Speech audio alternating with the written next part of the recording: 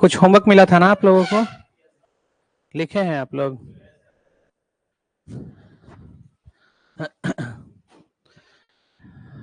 हो गया? उसमें कोई डाउट कहीं भी, किसी को भी कोई परेशानी हो तो बताइएगा। लिखा है आप लोगों ने? ठीक है, एक बार क्रॉस वेरीफाई कर लेते हैं।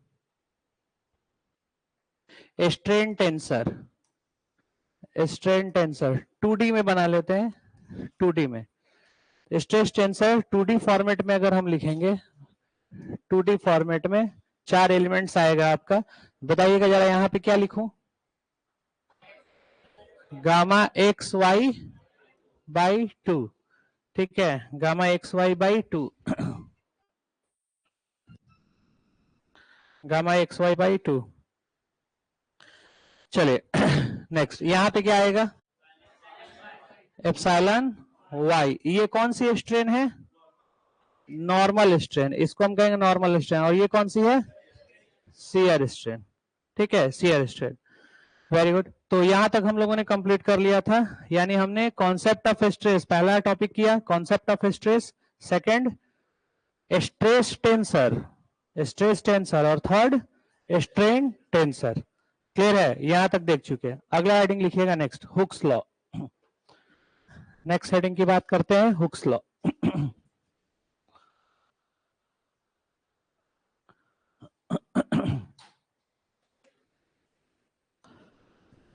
हेडिंग दीजिएगा अगला, हुक्स लॉ। क्या है, बहुत मुस्कुरा रहे हो, बड़ी खुश हो? हाँ, नहीं, अच्छी बात है। सुबह सुबह आप अगर मुस्कुरा रहे हैं, इससे अच्छी बात क्या हो सकती है? आज का दिन बहुत अच्छा जाएगा इसका मतलब। लेकिन खुशी है किस बात की, बस वो जानना था। चलिए हुक्स लॉ की बात करते हैं। क्या है हुक्स लॉ? ठीक है, थोड़ा बहुत आप सब लोग जानते हैं कि हुक्स लॉ क्या है? Stress directly proportional to strain. इतना कहानी तो आप सबको पता है कि stress is directly proportional to strain, ठीक है। लेकिन एक्चुअल में जरा इसके पीछे का लॉजिक समझते हैं कि ये आया कहां से, ठीक है। हुक्स के माइंड में कैसे आया कि उन्होंने ये दे दिया कि stress is directly proportional to strain, ठीक है। कुछ तो ऐसा बात हुआ होगा, कोई तो एनालिसिस उन्होंने किया होगा, कुछ तो ऐसा चीज देखा होगा कि जिसके बाद उनके माइंड में आया कि स्ट्रेस और स्ट्रेन दोनों आपस में रिलेट किया जा सकता है। तो ऐसा क्या था जिसके बाद ये रिलेशनशिप निकल करके आया? जैसे हम लोग जानते हैं न्यूटन्स लॉ ऑफ ग्रेविटेशन में, ठीक है, कि एप्पल टूट के गिरा और बन गया पूरा लॉ ऑफ ग्रेविटेशन। यही है ना स्टोरी बैक पीछे की। तो उसी तरीके से यहाँ पे जरा देखते हैं कि यहाँ पे क्या सिस्टम था, ठीक है, और इसको जरा एनालाइज करने की कोशिश करते हैं। क्योंकि इस रिलेशंस के पीछे 2-3 कॉन्सेप्ट हैं इंपॉर्टेंट, और उस कॉन्सेप्ट से क्वेश्चंस बनते हैं। पहले के जब क्वेश्चंस आप देखेंगे, ठीक है, 2016-17 के पहले का, 18 से पहले का, तो उसमें डायरेक्ट सवाल आता था हुक्स लॉ क्या है। अब जो क्वेश्चन आ रहा है थोड़ा डीप जा रहा है, तो डे बाय डे जैसे जैसे बढ़ता जाएगा कंपटीशन, क्वेश्चन का स्टैंडर्ड भी बढ़ता जाएगा, ठीक है। आप क्वेश्चन बैंक में कोई भी टॉपिक पढ़ करके और पहले के सवाल जब देखते होंगे, 5 साल पहले का, 10 साल पहले का, बड़ा आसान लगता होगा, ठीक है। लगता होगा क्या ही क्वेश्चन पूछता था, काश हम बैठे होते उस एग्जामिनेशन में। लेकिन रिसेंट का जब आप क्वेश्चन देखेंगे तो लगेगा कि देखो पता नहीं क्या ही ये हो गया। तो कंपटीशन बढ़ रहा है, इसलिए क्वेश्चन का लेवल बढ़ रहा है, स्टैंडर्ड बढ़ रहा है, हमें थोड़ा सा और डीप अंदर जाना पड़ रहा है। तो इसलिए थोड़ा सा इसके अंदर भी हम लोग चलते हैं कि क्या कहानी थी इसके पीछे की। तो इसके पीछे ये कहानी को एनालाइज करते हैं। ये कहानी शुरू होती है यहाँ से, एक स्प्रिंग से। स्प्रिंग से, स्प्रिंग मैकेनिज्म को हुक साहब ने देखा, ठीक है। हुक साहब ने स्प्रिंग मैकेनिज्म को देखा कि एक स्प्रिंग है, अगर इसके ऊपर हम यहाँ पे लोड लगाते हैं, यहाँ जब लोड लगाते हैं तो ये जो स्प्रिंग है ये थोड़ा क्या करेगा, एलोंगेट करेगा। तो ये स्प्रिंग एलोंगेट करके यहाँ आ गया, पहले यहाँ था अभी यहाँ आ गया, तो ये इसकी एक्सपेंशन हो गई, इसको लिख लिया x, ये इस डायरेक्शन में इतना एक्सपेंशन हो गया। तो हमने यहाँ पे मास अटैच किया तो ये स्प्रिंग यहाँ पे आ गया। अब जैसे ही ये मास, जो यहाँ पे मास है, अगर हम इसको रिमूव कर दें, हटा दें, ठीक है, अगर हम इसको रिमूव कर दें, तो by the property of spring, spring की जो अपनी प्रॉपर्टी होती है उस प्रॉपर्टी के बेस पर क्या होगा,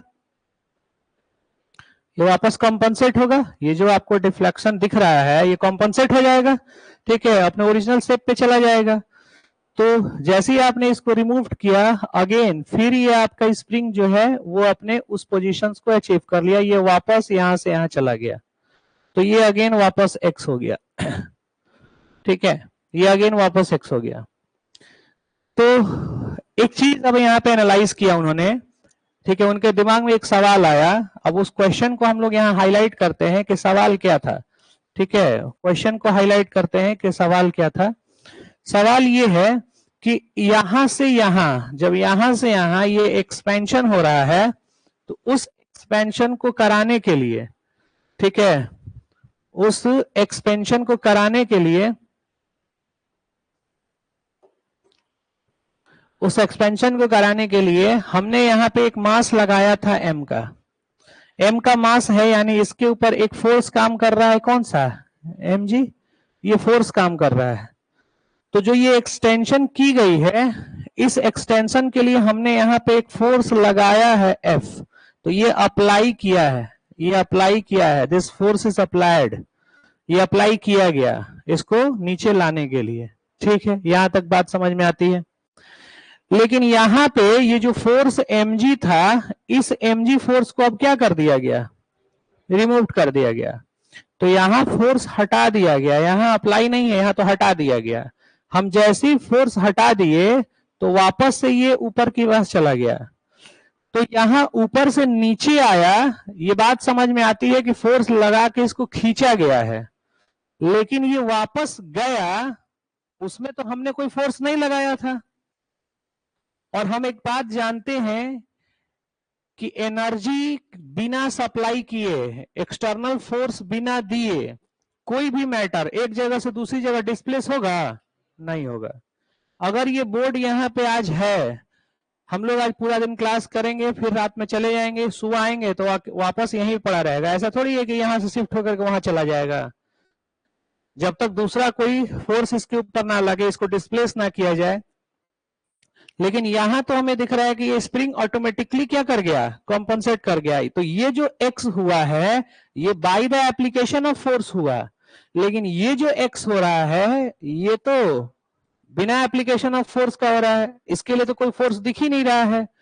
तो आखिर कौन सा ऐसा मैजिक इसके अंदर हुआ, कौन सी ऐसी जादुई दैविक शक्ति इसके अंदर आई जो इसको वापस कॉम्पनसेट करके ले गया। तो माइंड में पहला सवाल ये आया कि आखिर ऐसा क्या है यहाँ जो इसको वापस लेकर के जा रहा है। ठीक है, क्यों ये ट्रांसफर हो रहा है। तो this is the first question, पहला कि है क्या, वो क्या चीज है जो इसको वापस लेकर के जा रहा है, पहला। दूसरा सवाल ये पहला सवाल बना हमारा। दूसरा सवाल ये कि ये जो प्रॉपर्टी, ये फेनोमिना जो दिख रहा है, कौन सा फेनोमिना, कि हम फोर्स हटा दे रहे हैं तो भी ये डिस्प्लेस हो गया, अपने ओरिजिनल शेप को रिगेन कर गया, ठीक है, जहां था वहां पे चला गया, कॉम्पनसेशन हो गई। क्या ये चीजें सिर्फ स्प्रिंग में ही हो सकता है या किसी दूसरे मटेरियल में भी पॉसिबल है। तो सेकंड क्वेश्चन ये, सेकंड सवाल ये कि ये जो चीजें दिख रही हैं क्या ये स्प्रिंग में ही होना है या किसी और मटेरियल में भी हो सकता है। हाँ, और भी हो सकता है, ठीक है, और होता ही है, हम जानते ही हैं, तभी उसके बारे में पढ़ रहे हैं। लेकिन जिस टाइम की मैं ये बात कर रहा हूं, ठीक है, उस टाइमिंग पे कोई थ्योरी डेवलप नहीं थी। ठीक है, ये हुक्स की एनालिसिस चल रही है, आप अपने आप को एकदम हुक्स मान लीजिए, ठीक है, कि आप वही साइंटिस्ट हैं और आप देख रहे हैं पहली बार ये चीजें, और आपके दिमाग में आ रहा है कि क्या ये हो सकता है या नहीं हो सकता है।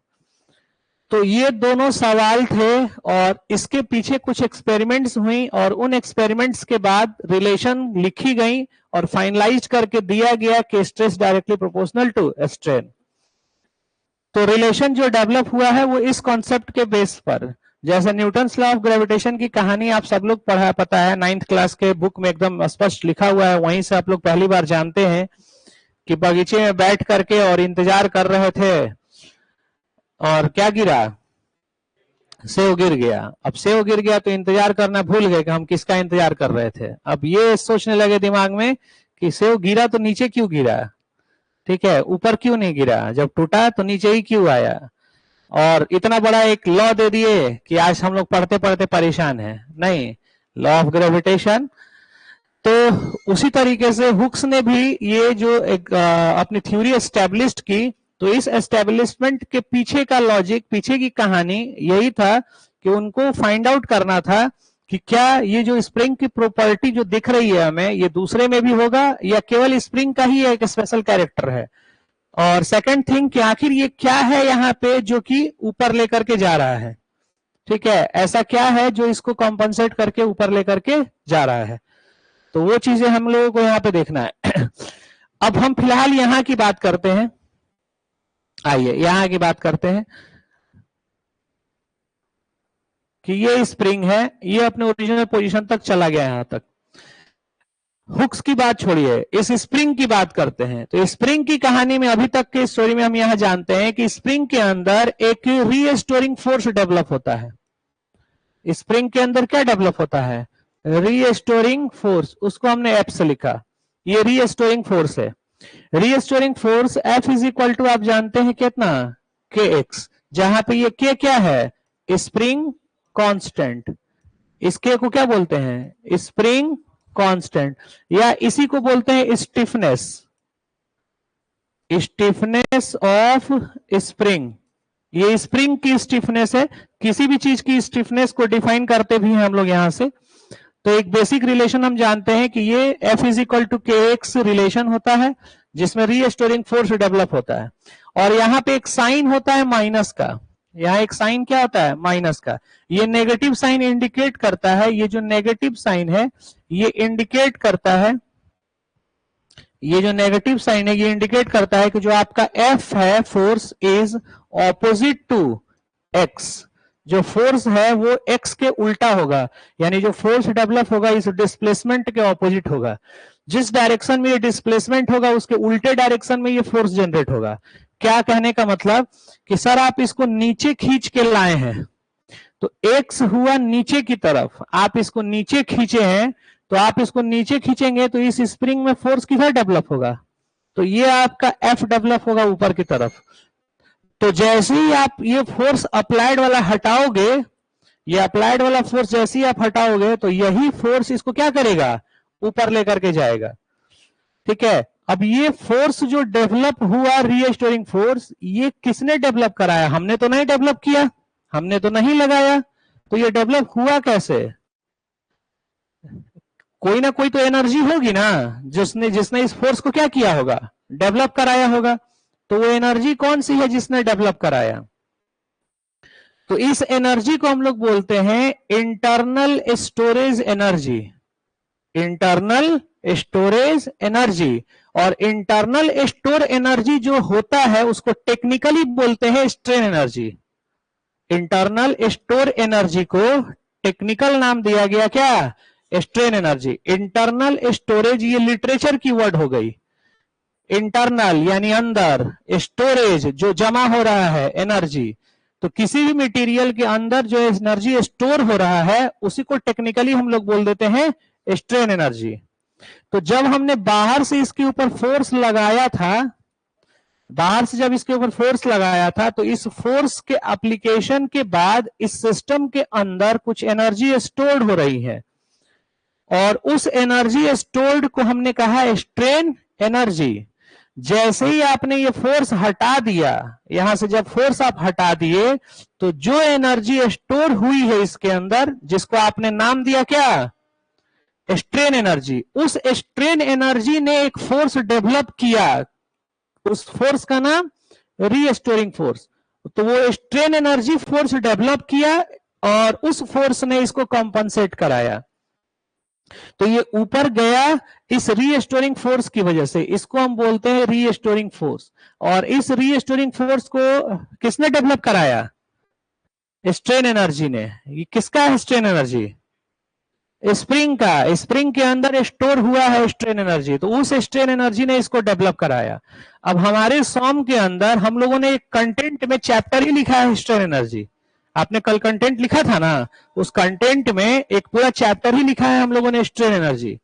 तो वहां हम डिटेल स्ट्रेन एनर्जी पे बात करेंगे यहाँ पे कि ये स्ट्रेन एनर्जी कितना होता है, कैसे स्टोर होता है, कैसे इसकी कैलकुलेशन की जाती है, किस फॉर्म में ये होता है, नॉर्मल स्ट्रेस के टर्म्स में कितना होगा, शियर स्ट्रेस के टर्म्स में कितना होगा, एक्सियल फोर्स के टर्म्स में कितना होगा, हर तरीके का, हर प्रकार का, जितने तरीके का हो सकता है सारा स्ट्रेन एनर्जी का फॉर्म हम लोग वहां देखेंगे। तो स्पेशली उस टॉपिक में हम लोग स्ट्रेन एनर्जी की बात करेंगे। अभी फिलहाल आप ये समझ लीजिए कि इस स्प्रिंग को वापस से कम बैक जिसने कराया, वो जो हम लोग मैजिकल पावर कह रहे थे, जादुई दैविक शक्ति जो अभी हमने प्रोनाउंस किया था, वो कोई मैजिकल पावर नहीं था। That is only about strain energy. वो सिर्फ और सिर्फ क्या था, स्ट्रेन एनर्जी था। तो हर मटेरियल के अंदर ये स्ट्रेन एनर्जी डेवलप होता है। अब जिसके अंदर जितना ज्यादा स्ट्रेन एनर्जी डेवलप होगा, वो उतना ही कैपेबल होगा चीजों को रिगेन करने के लिए। ठीक है, तो उसी स्ट्रेन एनर्जी ने इसको क्या कराया, कॉम्पनसेट कराया। तो इनके पहले सवाल का जवाब तो ये मिल गया एनालाइज करने के बाद कि जो ये कॉम्पनसेटिंग हो रहा है डिस्प्लेसमेंट, ये displacement just because of strain energy की वजह से हुआ, और वो हर किसी में डेवलप होता है।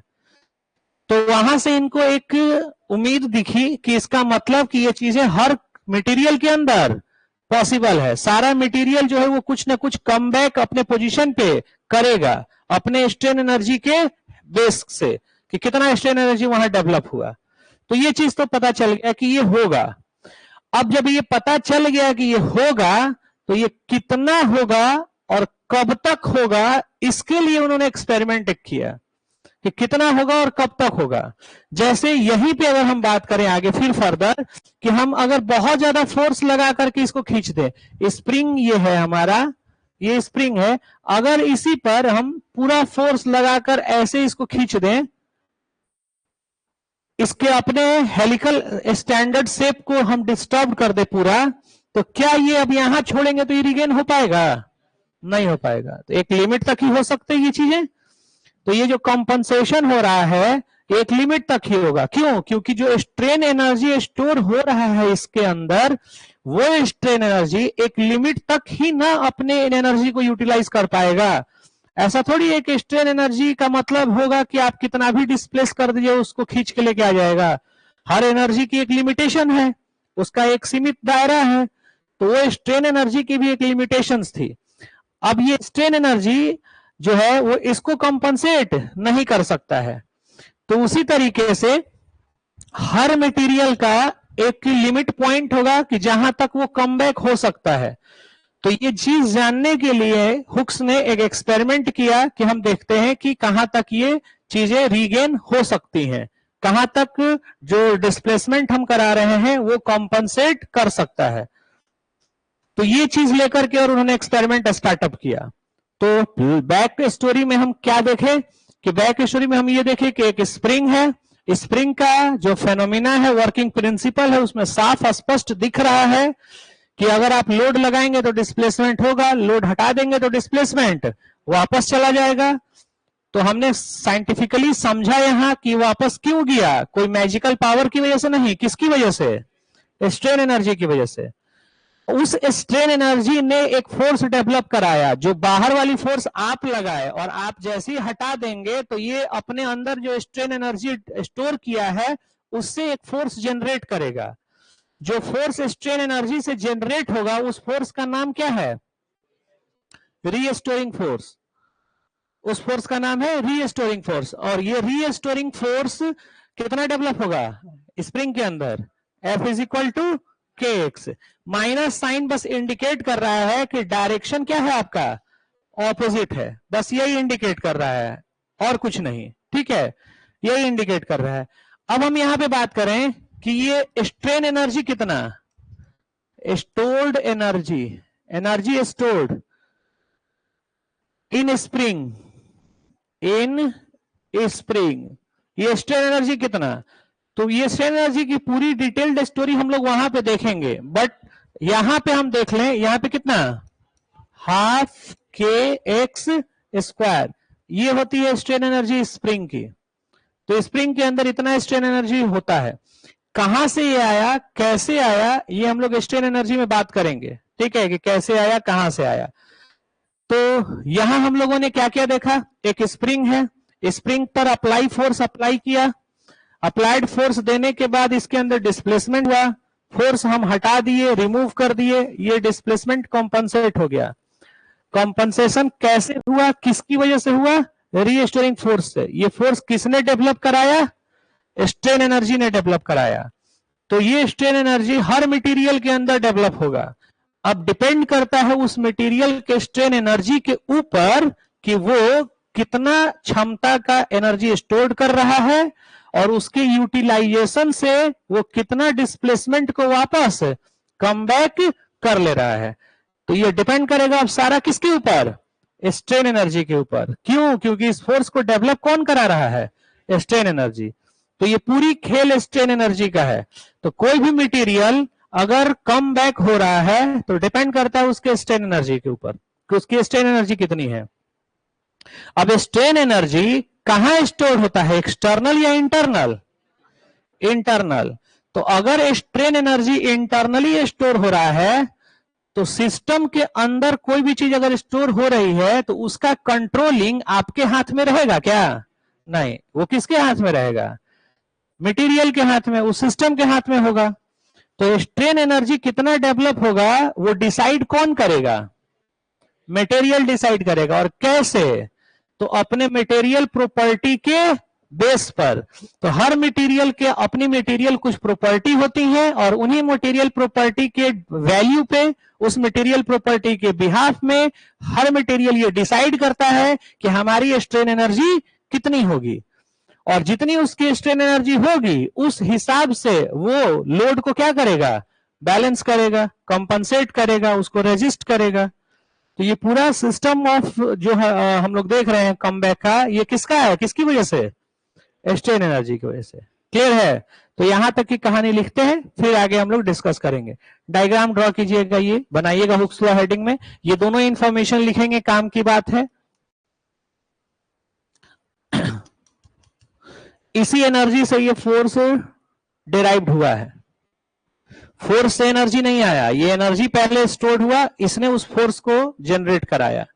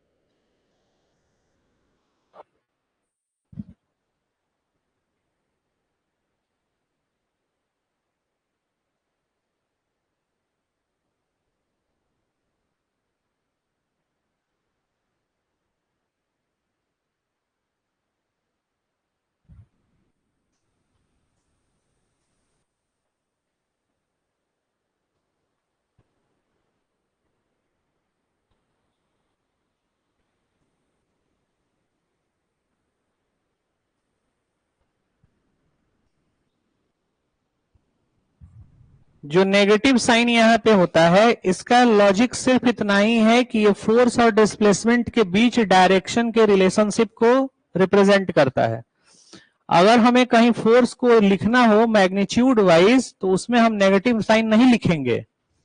ये बातें सब समझ लीजिएगा कि फोर्स को अगर आप लिख रहे हो 10 न्यूटन तो इसका मतलब यही इसका एक्चुअल रिप्रेजेंटेशन है। अगर आप फोर्स इक्वल टू लिख देते हैं -10 न्यूटन, इसका कोई मीनिंग नहीं है, इस नेगेटिव का कोई मीनिंग नहीं है, क्योंकि कोई भी चीज नेगेटिव नहीं होती, फोर्स मोमेंट ये सब नेगेटिव नहीं होता।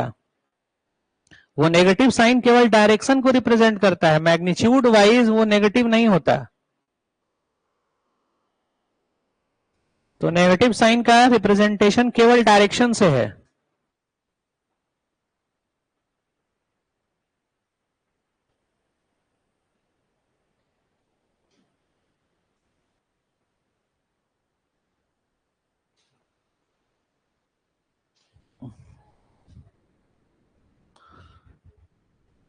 तो हमें यहाँ पे दो चीज देखने को मिला। पहला, स्ट्रेन एनर्जी का एक पहला कॉन्सेप्ट हम लोगों ने सुना कि क्या होता है स्ट्रेन एनर्जी, जिसके बारे में हम आगे अभी पढ़ेंगे, देखेंगे, पूरा चैप्टर हमारा इसका है, तो स्पेशल स्टडी की जाएगी इस स्ट्रेन एनर्जी पे। अभी उस स्ट्रेन एनर्जी का एप्लीकेशन देख रहे हैं। तो स्ट्रेन एनर्जी के एप्लीकेशन में हमने क्या देखा कि वो स्ट्रेन एनर्जी क्या करा रहा है, फोर्स को डेवलप करा रहा है। कौन से फोर्स को, रीस्टोरिंग फोर्स को। और इस फोर्स को डेवलप कराया किस डायरेक्शन में, ऑपोजिट ऑफ द डिस्प्लेसमेंट। यानी अगर आप जिस डायरेक्शन में इसको डिस्प्लेस करेंगे उसके ऑपोजिट में ये डेवलप कराएगा। अगर मान लीजिए आपने इसको कॉम्प्रेस किया होता, आप इसको कॉम्प्रेस्ड किए होते तो ये ऊपर की तरफ एक्स हुआ रहता, तो फोर्स किधर डेवलप होता, नीचे डाउनवर्ड डेवलप होता। तो स्ट्रेन एनर्जी इस रीस्टोरिंग फोर्स को ऑपोजिट डायरेक्शन में डेवलप कराता है। किसके ऑपोजिट, डिस्प्लेसमेंट के ऑपोजिट। डिस्प्लेसमेंट एक वेक्टर क्वांटिटी होता है, डिस्टेंस स्केलर क्वांटिटी है, डिस्प्लेसमेंट वेक्टर है, क्योंकि डिस्प्लेसमेंट का डायरेक्शन होता है इनिशियल टू फाइनल। तो डिस्प्लेसमेंट आपका फर्स्ट ऑर्डर टेंसर क्वांटिटी है, ठीक है। तो ध्यान रखिएगा, डिस्प्लेसमेंट जो है यहाँ पे एक्स जो हम लोग लिख रहे हैं ये फर्स्ट ऑर्डर टेंसर क्वांटिटी है। अगर हमको इस माइनस साइन को एक्चुअल में एक्सप्लेन करना होगा इसी इक्वेशन के अंदर, तो हम बस यहाँ पे ना एरो लगा देंगे अगर इस तरीके से, तो ये नेगेटिव साइन को ना यहाँ लिखने का अब जरूरत नहीं है, क्योंकि जैसे ही आप ऊपर एरो मार दिए तो उस एरो का मतलब समझ में आ गया कि ये भी एक वेक्टर है और ये भी एक वेक्टर है, ये भी फर्स्ट ऑर्डर टेंसर क्वांटिटी है, ये भी फर्स्ट ऑर्डर टेंसर क्वांटिटी है, और ये नेगेटिव साइन जो है वो इसके डायरेक्शन के ऑपोजिट डायरेक्शन में ये डेवलप कराएगा, यही बात लिखा गया है। तो हमने अगर ऊपर एरो मार लगा दिया तो ये सब ना स्पेशलाइज्ड करके लिखने की जरूरत नहीं है, ये रिप्रेजेंटेशन तरीका हो गया।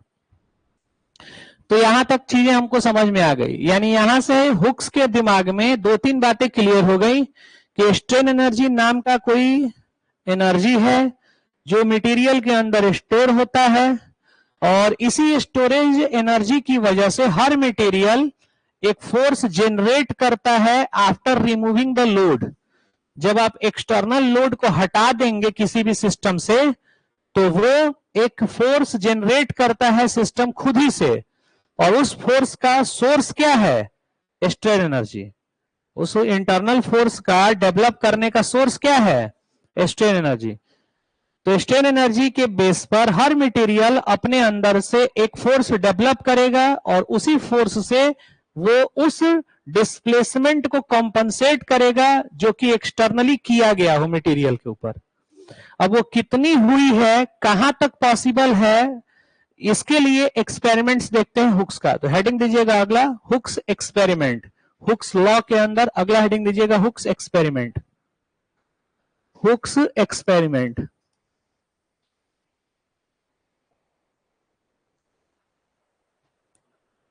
Hooks experiment.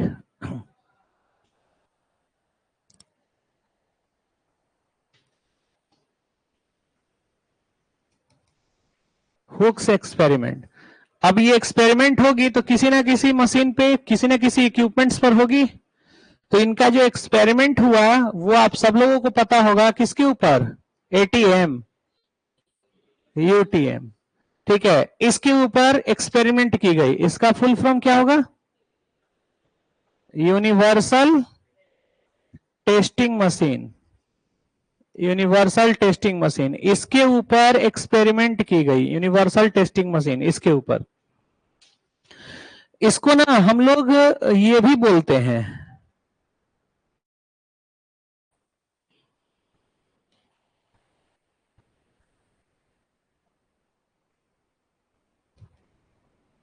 ये भी बोलते हैं यूनी एक्सियल टेस्टिंग मशीन। कहोगे सर हम तो आज तक नहीं सुने हैं ये, हम तो हमेशा सुने हैं यही यूनिवर्सल टेस्टिंग मशीन। बिल्कुल आप सही सुने हैं, यही होता है, ये नहीं होता है, ठीक है। लेकिन बस इतना ध्यान रखिएगा इस वर्ड से, यू से, यूनी एक्सियल से, कि इस मशीन की एक ड्रॉबैक है, इस मशीन की एक ड्रॉबैक है, और ड्रॉबैक का मतलब लिमिटेशन, और इसकी लिमिटेशन ये है कि इस मशीन पर केवल और केवल एक ही डायरेक्शन में लोड लगा करके टेस्टिंग किया जा सकता है। जैसे अगर ये मटेरियल है हमारे पास और हम इस पर चाहें कि एक्स डायरेक्शन में और वाई डायरेक्शन में दोनों तरफ लोड लगा के देख लें कि ये कितना एक्सटेंड हो सकता है, तो ये फैसिलिटी इस मशीन पर उपलब्ध नहीं है। इस पर क्या उपलब्ध है कि भैया दोनों में से किसी एक ही डायरेक्शन में ही लगाएगा, या तो आप इधर लगा लीजिए या तो आप इधर लगा लीजिए, कोई एक ही लोड लगा सकता है, दोनों लोड पॉसिबल नहीं है। तो ठीक है, हमने इसको हटा दिया, तो अब ये टेस्ट हो सकता है, यानी इस एक डायरेक्शन में ये टेस्ट मशीन कर सकता है। तो इस मशीन की लिमिटेशंस हो गई, ड्रॉबैक हो गया। क्या ड्रॉबैक हो गया कि ये लोडिंग कैसा लग सकता है, एक ही डायरेक्शन में, और एक डायरेक्शन में जब लोड लगता है तो उसको टेक्निकली क्या बोलते हैं, यूनी एक्सियल। दो डायरेक्शन में लगे तो बाई एक्सियल, और तीनों डायरेक्शन में लगे तो ट्राई एक्सियल। तो सॉइल के शियर स्ट्रेंथ में आप पढ़ते हैं ट्राई एक्सियल टेस्ट, सॉइल के शियर स्ट्रेंथ में आप पढ़ते हैं ना ट्राई एक्सियल टेस्ट। तो उस ट्राई एक्सियल टेस्ट में इसका मतलब है कि लोडिंग कितने डायरेक्शन से लग रहा होगा, तीनों डायरेक्शन से वहां लोडिंग लगता है। तो ट्राई एक्सियल टेस्ट के अंदर, जिसके अंदर आप CU पढ़ते हैं ना, क्या क्या ट्राई एक्सियल टेस्ट के अंदर आप स्ट्रेंथ निकालते हैं ना, कौन कौन सा टेस्ट, CUCC पढ़ो, सॉइल। कितने लोग इसमें से सॉइल यहां कर चुके हैं, आप सब लोग मैक्सिमम कर चुके हैं। नाम सुना होगा आपने, क्या क्या था। अब ये तो गलत बात है सर, आप सॉम पढ़ा रहे हैं तो सॉम पूछो, सॉइल में कहां घुस गए। अब अभी पढ़े हैं, याद रखना जरूरी है नहीं, अब अभी थोड़ी पढ़े हैं, पता ना कब सॉइल पढ़े थे, अब अभी आप पूछ रहे हैं, कैसे बता दें। ये लॉजिक नहीं है, लॉजिकल नहीं है कि आप सॉम पढ़ाने आए हैं तो सॉम चुपचाप पढ़ाइए, सॉइल में काहे घुस जा रहे हैं, नहीं। कुछ नाम बताइएगा वहां क्या क्या होता था, कुछ ध्यान में नहीं आ रहा है। तो जैसे वो सॉइल ट्राई एक्सियल ध्यान में नहीं आ रहा है, वैसे ही अभी हम कितना भी अच्छे से एक्सप्लेन करके जाएंगे, 1 महीने बाद फिर कोई पूछेगा इसके बारे में ना, तो ऐसे ही बैठे रहोगे, ऐसे ही एकदम एग्जैक्टली इसी तरीके से। फिर आप वहां भी यही कहेंगे कि पता नहीं कुछ तो पढ़े थे, क्या था भगवान जाने, ठीक है। वहां पढ़े थे consolidated drained test, consolidated undrained test, unconsolidated undrained test, और अनकंसोलिडेटेड टेस्ट। याद आ रहा है, 4 तरह का टेस्ट होता था, CD test, consolidated drained, UU test, unconsolidated undrained, और अभी तो बताओ UC अनकंसोलिडेटेड ड्रेन टेस्ट, और एक हो गया आपका कंसोलिडेटेड क्या, अनकंसोलिडेटेड अनकंप्रेसिव, अनकंसोलिडेटेड जिसके अंदर हम थर्ड वाले में जहां पे सेकेंड स्टेज पर कंप्रेशन लगाते हैं, उस कंप्रेशन को बिल्कुल फ्री कर देते हैं। तो 4 तरह की टेस्टिंग पढ़नी होती थी, उसका नाम भी होता था। उसमें सबसे सवाल जो एक फेमस क्वेश्चन है बनता है वहां का, कि किसमें टाइम कम लगता है और किसमें टाइम ज्यादा लगता है, और इस बेस पर उसकी नाम दी गई है। एगो होता है क्यू टेस्ट, एगो होता है एस टेस्ट। क्यू मतलब क्विक, एस मतलब स्लो। तो एगो बीच में आ जाता है, Q और S के बीच में क्या आ जाता है, ठीक है, तो आर टेस्ट। तो सवाल पूछता है कि इसमें से which of the triaxial compression test is Q test, बस ऐसे ही पूछेगा क्यू टेस्ट कौन सा है। अब हमको देख करके बताना होता है कि कौन सा क्यू टेस्ट है, सीडी क्यू टेस्ट नहीं है, वो स्लो टेस्ट है, एस हो गया। अब पैसे कैसे, तो नाम से ही क्लियर है, कॉन्सोलिडेटेड, सीडी का मतलब क्या है, कॉन्सोलिडेटेड ड्रेन्ड।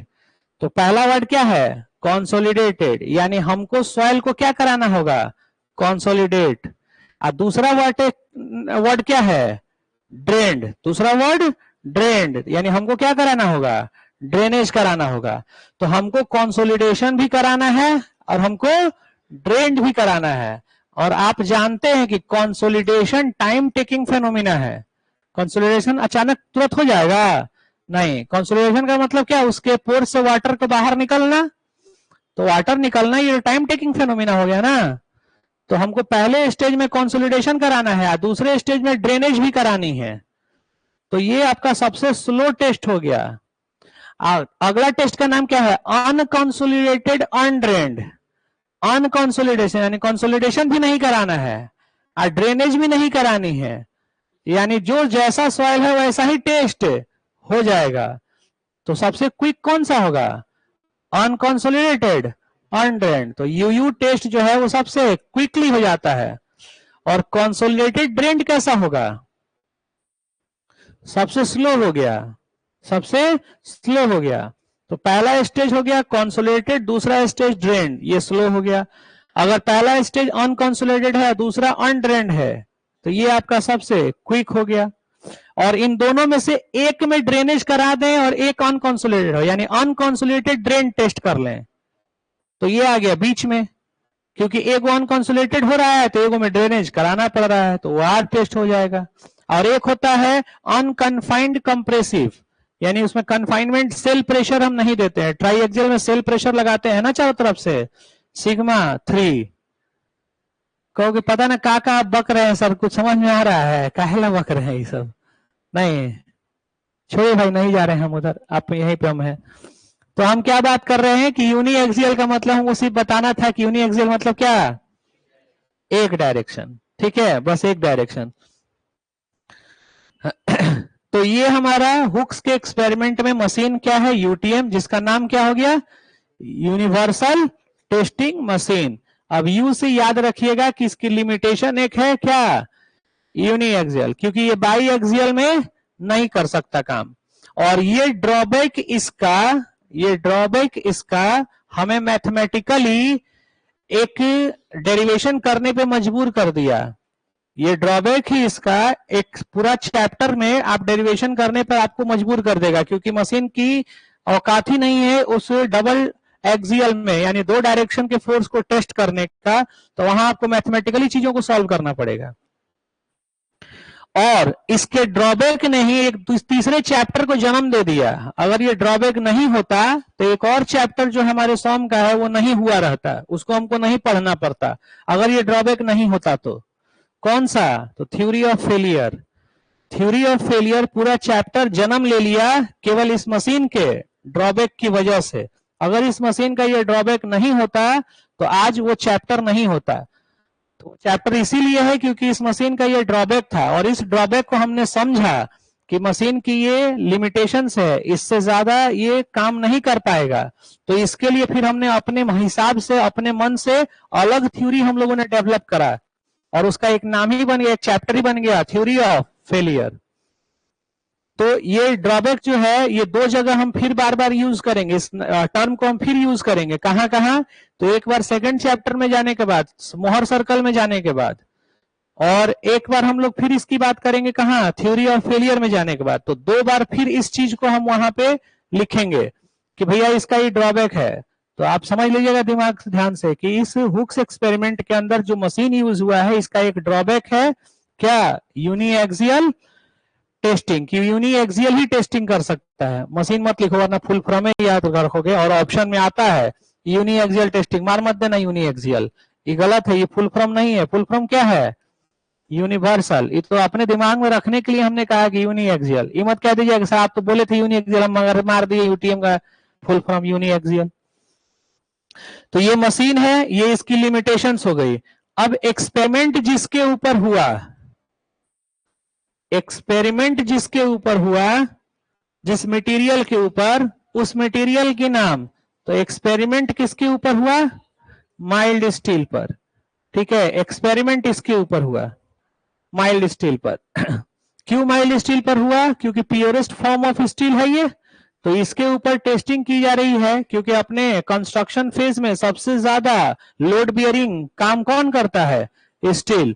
तो इसलिए स्टील के ऊपर हम ये चीजें चेक कर रहे हैं कि क्या ये जो रिगेन करने वाली प्रॉपर्टी है इसके अंदर है या नहीं है। ठीक है, तो एक्सपेरिमेंट इसके ऊपर हुआ। लिखिएगा ये पॉइंट हुक्स एक्सपेरिमेंट में।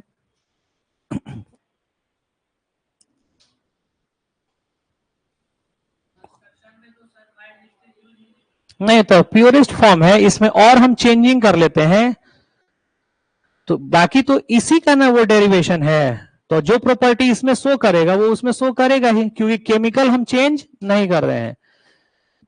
आपने रॉक्स वगैरह में या सॉइल वगैरह में पढ़ा होगा, सॉइल का टाइप्स ऑफ सॉइल पढ़े हैं ना। सॉइल कैसे फॉर्म होता है? वेदरिंग एक्शन से। तो उसमें फिजिकल वेदरिंग भी होता है और केमिकल। अगर फिजिकल वेदरिंग हुआ तो पेरेंट्स सॉइल और जो उससे बना, ठीक है, डॉटर सॉइल, उन दोनों का प्रॉपर्टी क्या होगा? सेम होगा। लेकिन केमिकल वेदरिंग हुआ तो प्रॉपर्टी क्या हो जाएगा? चेंज हो जाएगा। तो अगर हमने कोई भी प्रॉपर्टी माइल्ड स्टील का एक्सपेरिमेंट से निकाल लिया और अब हम माइल्ड स्टील को HYST में कन्वर्ट कर दें, माइल्ड स्टील को हम किसी दूसरे फॉर्म ऑफ स्टील में कन्वर्ट कर दें, तो केवल फिजिकल अपीयरेंस से चेंजिंग की गई है, केमिकली कोई चेंज नहीं किया गया। तो जैसे सॉइल के पेरेंट सॉइल में और फिजिकल वेदरिंग से जो सॉइल बना, उन दोनों की प्रॉपर्टी क्या होगी? सेम। तो उसी तरीके से माइल्ड स्टील की जो प्रॉपर्टी होगी वही प्रॉपर्टी किसका होगा?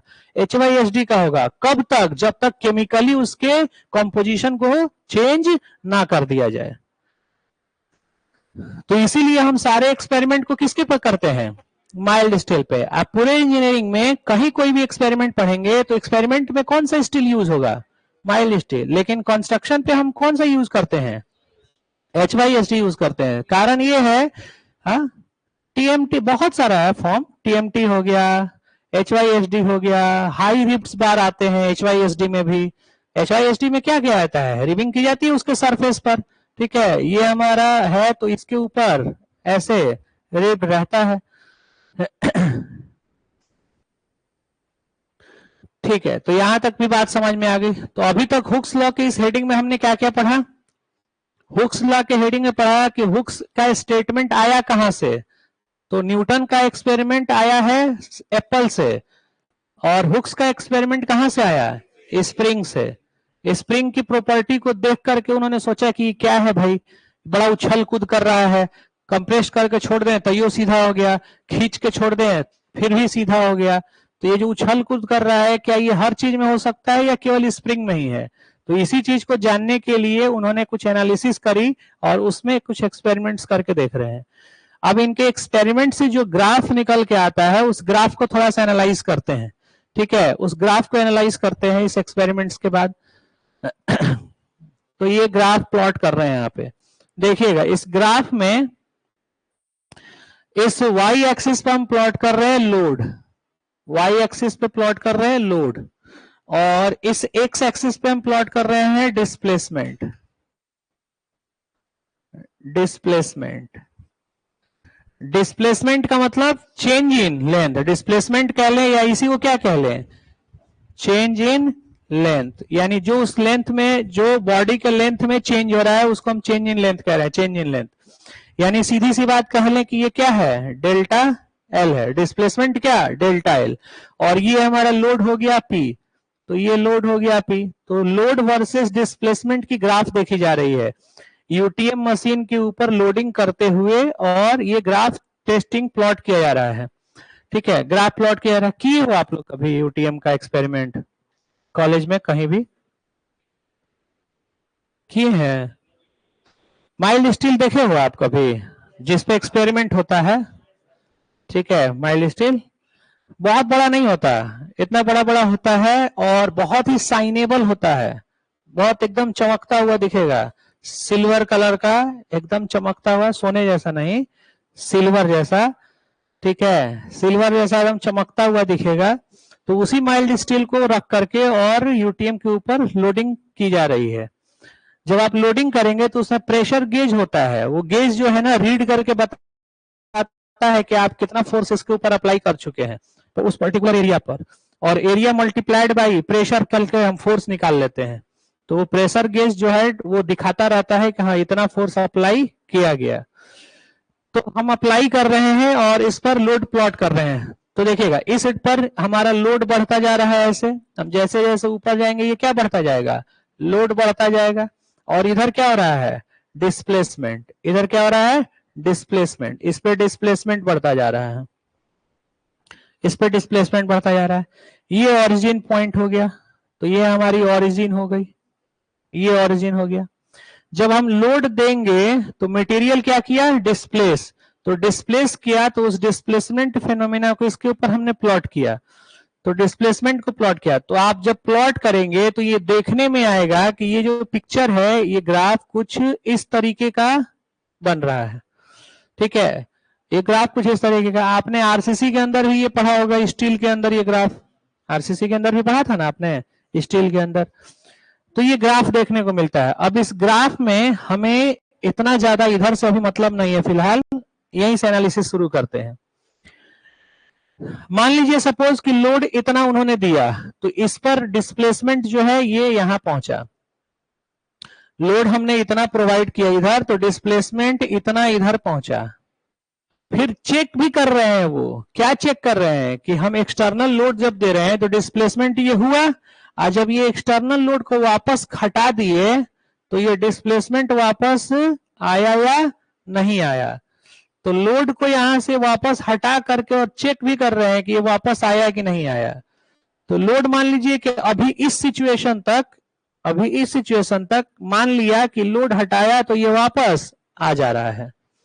तो ये चीजें कहां तक चलती जा रही हैं इसकी टेस्टिंग हमने किया, और टेस्टिंग करके जो एक लिमिट है जहां के बाद लोड हटा करके हम चेक कर रहे हैं तो ये वापस नहीं आ पा रहा है। इसका मतलब कि इसके अंदर अब एक ऐसा डिफॉर्मेशन आ गया जो परमानेंट हो गया, जो कि कंपनसेट नहीं हो पा रहा है। उस पोजीशन को, उस पॉइंट को हमने मार्क करा कि वो पॉइंट कहां पे है।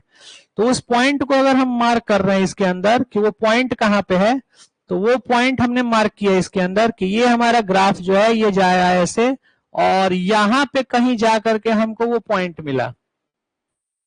तो ये हमें वो पॉइंट मिला, ये जिसके इधर इस वाले क्षेत्र में आप कहीं पे भी लोडिंग करिए और लोड को हटा देंगे तो डिफॉर्मेशन क्या हो जाएगा, वापस गायब हो जाएगा, यानी कॉम्पनसेट हो जाएगा।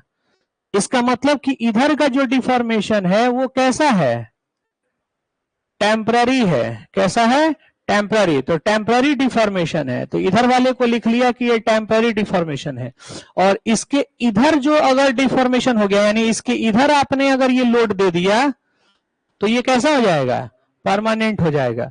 तो इसके इधर अगर हमने लोड दे दिया तो ये परमानेंट हो जाएगा।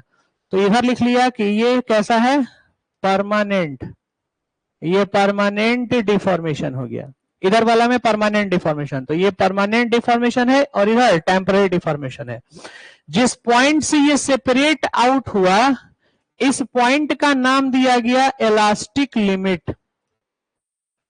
इस पॉइंट का नाम क्या दिया गया, इलास्टिक लिमिट। तो इसकी नाम दी गई इलास्टिक लिमिट, जिस पॉइंट पर ये सेपरेट आउट हो रहा है।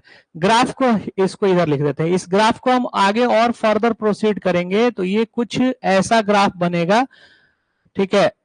ये ग्राफ जो है कुछ आपका ऐसा बनेगा।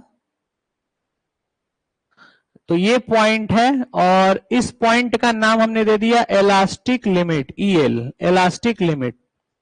यानी इलास्टिक लिमिट का मतलब ये हुआ कि आप इस वाले लोड के नीचे, इस लोड के नीचे कोई भी लोड लगाएंगे तो उस पर ये बॉडी क्या करेगा, अपने डिस्प्लेसमेंट को, अपने डिफॉर्मेशन को रिगेन कर लेगा। तो वो जो डिस्प्लेसमेंट हो रहा है वो डिस्प्लेसमेंट यहां तक है, यानी यहां तक के इस डिस्प्लेसमेंट को हम कौन सा डिस्प्लेसमेंट बोलेंगे, कौन सा, टेम्पररी डिफॉर्मेशन। ये कौन सा है, टेम्पररी डिफॉर्मेशन। और इसके बाद, इस कहानी के बाद इधर कैसा होगा, परमानेंट। तो इधर आपका हो गया परमानेंट डिफॉर्मेशन, ये परमानेंट डिफॉर्मेशन हो गया। तो ग्राफ ये प्लॉट हो गया। अब एक्सपेरिमेंट जो उनका था वो सफल रहा, और उनके दिमाग में जो क्वेश्चन थी, जो सोच था कि क्या ये स्प्रिंग में ही शो हो रहा है, वो चीज इनको दिख गया कि नहीं, ये हर मटेरियल में है। और किस लिमिट तक, कहां तक ये डिफॉर्मेशन जो है वो कंपनसेट हो सकता है, वो भी उन्होंने तय कर दिया। कहां तक, इलास्टिक लिमिट तक। तो ये चीजें हो गई। अब ये बताइए कि इसमें अभी तक कोई नई बात आई निकल के सामने, नहीं। ये चीज तो सिर्फ यही प्रूफ हुआ ना कि हाँ, जो स्प्रिंग में हो रहा था वो हर मटेरियल में पॉसिबल है, यानी माइल्ड स्टील में भी ये चीजें हो रही है, देखने को मिल रहा है। तो इस कहानी से अब तक उनका अपना कोई लॉ तो सामने नहीं आया। तो अभी तक तो सिर्फ वही बातें उन्होंने करी जो पहले से क्या था, एग्जिस्ट था, जो पहले से मालूम था सब लोगों को, वही बात अब तक दिखाया गया है यहां पे। तो अब उन्होंने सोचा कि कुछ ऐसा हम इसमें करें जिससे कि हमारा नाम भी आए, जिससे कि हमारा नाम भी आए। तो उन्होंने क्या किया, एक छोटा सा मॉडिफिकेशन किया मैथमेटिक्स का सहारा लेकर के। अब वो मैथमेटिक्स के कॉन्सेप्ट को जरा देखिएगा। मान लीजिए कि हम यहां पे लिख रहे हैं y is equal to 2x plus 3। आप जरा बताइएगा ये क्या लिखा हुआ है, ये इक्वेशन किसका है, स्ट्रेट लाइन का है, कोई दिक्कत नहीं। सर एक बात बताइएगा, हम अगर इसमें 4 से भाग कर दिए, 4 से भाग कर दिए, तो अब ये इक्वेशन जो बना y by 4 equal to 2x by 4 plus 3 by 4, ये किसका इक्वेशन है, सर्कल का, पैराबोला का, किसका है, हाँ? स्ट्रेट लाइन का ही है। तो मैथमेटिक्स क्या कहता है कि अगर किसी ज्योमेट्री में आप किसी कांस्टेंट टर्म से डिवाइड या मल्टीप्लाई कर देंगे, मान लीजिए कि इस इक्वेशन में y is equal to 2x plus 3 में हम गुना कर दें 4 से, तो ये इक्वेशन बन गया 4y equal to 8x plus 12। क्या ये इक्वेशन सर्कल का हो गया, ये भी किसका है, स्ट्रेट लाइन का। तो मैथमेटिक्स क्या कहता है कि अगर आप किसी कांस्टेंट टर्म से किसी ज्योमेट्री में डिवाइड या मल्टीप्लाई करेंगे तो ज्योमेट्री का फीचर्स चेंज नहीं होगा, केवल ऑर्डिनेट्स शिफ्ट होंगे ऊपर नीचे, ज्योमेट्री का फीचर चेंज नहीं होगा। ये जो मैं अभी बात कह रहा हूं इसको एकदम दिमाग में बैठा लीजिएगा, क्योंकि इसी कॉन्सेप्ट के बेस पर डिफ्लेक्शन के अंदर सारा प्रॉपर्टी निकल के आएगा। तो डिफ्लेक्शन ऑफ बीम चैप्टर में जाने के बाद इस कॉन्सेप्ट को हम वहां खूब यूज करेंगे कि किसी भी कांस्टेंट टर्म से डिवाइड या मल्टीप्लाई करने से ग्राफ की प्रॉपर्टी चेंज नहीं होती है। ये मैथमेटिक्स का कॉन्सेप्ट है। तो इस कॉन्सेप्ट की इन्होंने यूज किया, और क्या यूज किया वो देखते हैं। तो इन्होंने यूज किया एक चीज कि हम लोग जो स्ट्रेस पढ़ रहे हैं, हम लोग जो स्ट्रेस पढ़ रहे हैं, स्ट्रेस, इस स्ट्रेस का बेसिकली 2 तरह का फीचर होता है। कौन कौन सा, तो एक होता है ट्रू स्ट्रेस और एक होती है इंजीनियरिंग स्ट्रेस। ये क्या है भाई, ट्रू स्ट्रेस और इंजीनियरिंग स्ट्रेस? तो ट्रू स्ट्रेस और इंजीनियरिंग स्ट्रेस 2 तरह के स्ट्रेसेस होते हैं। हम लोग पूरे सॉम के अंदर इंजीनियरिंग स्ट्रेस के एनालिसिस करते हैं, ट्रू स्ट्रेस का एनालिसिस नहीं करते हैं। ट्रू स्ट्रेस का मतलब क्या होता है, तो आप जरा एक बात बताइएगा, किसी भी एक बॉडी को अगर पकड़कर खींचेंगे और इसकी लेंथ मान लीजिए बढ़ गई, ठीक है, इस बॉडी को आपने पकड़ के खींचा और सपोज दैट कि इसकी लेंथ बढ़ गई इतनी, ये इसका लेंथ है, ये इसका लेंथ बढ़ गया डेल्टा एल। पहले इसका लेंथ था एल और अब इसका लेंथ ये डेल्टा एल बढ़ गया, तो अब इसका लेंथ कितना हो गया, एल प्लस डेल्टा एल, इतना लेंथ हो गया। मान लीजिए कि पहले इसका क्रॉस सेक्शन एरिया अपना ए होगा, और यहां पे क्रॉस सेक्शन एरिया में तो हमने कोई चेंजिंग नहीं किया, हम चेंजिंग किस में कर रहे हैं, लेंथ में कर रहे हैं। समझिएगा जरा, हम इसको लेंथ में चेंज कर रहे हैं, तो एरिया में हमने कोई छेड़छाड़ नहीं किया, तो हम एरिया को अपने हिसाब से मान लेते हैं कि ए ही एरिया है। अब जरा इसमें वॉल्यूम बताएंगे कितना होगा, एरिया इंटू वॉल्यूम कैसे निकलता है, एरिया इंटू लेंथ। तो उसी तरीके से इसका वॉल्यूम जरा बताइएगा कितना आएगा, एरिया इंटू लेंथ, और इसका लेंथ कितना हो गया है।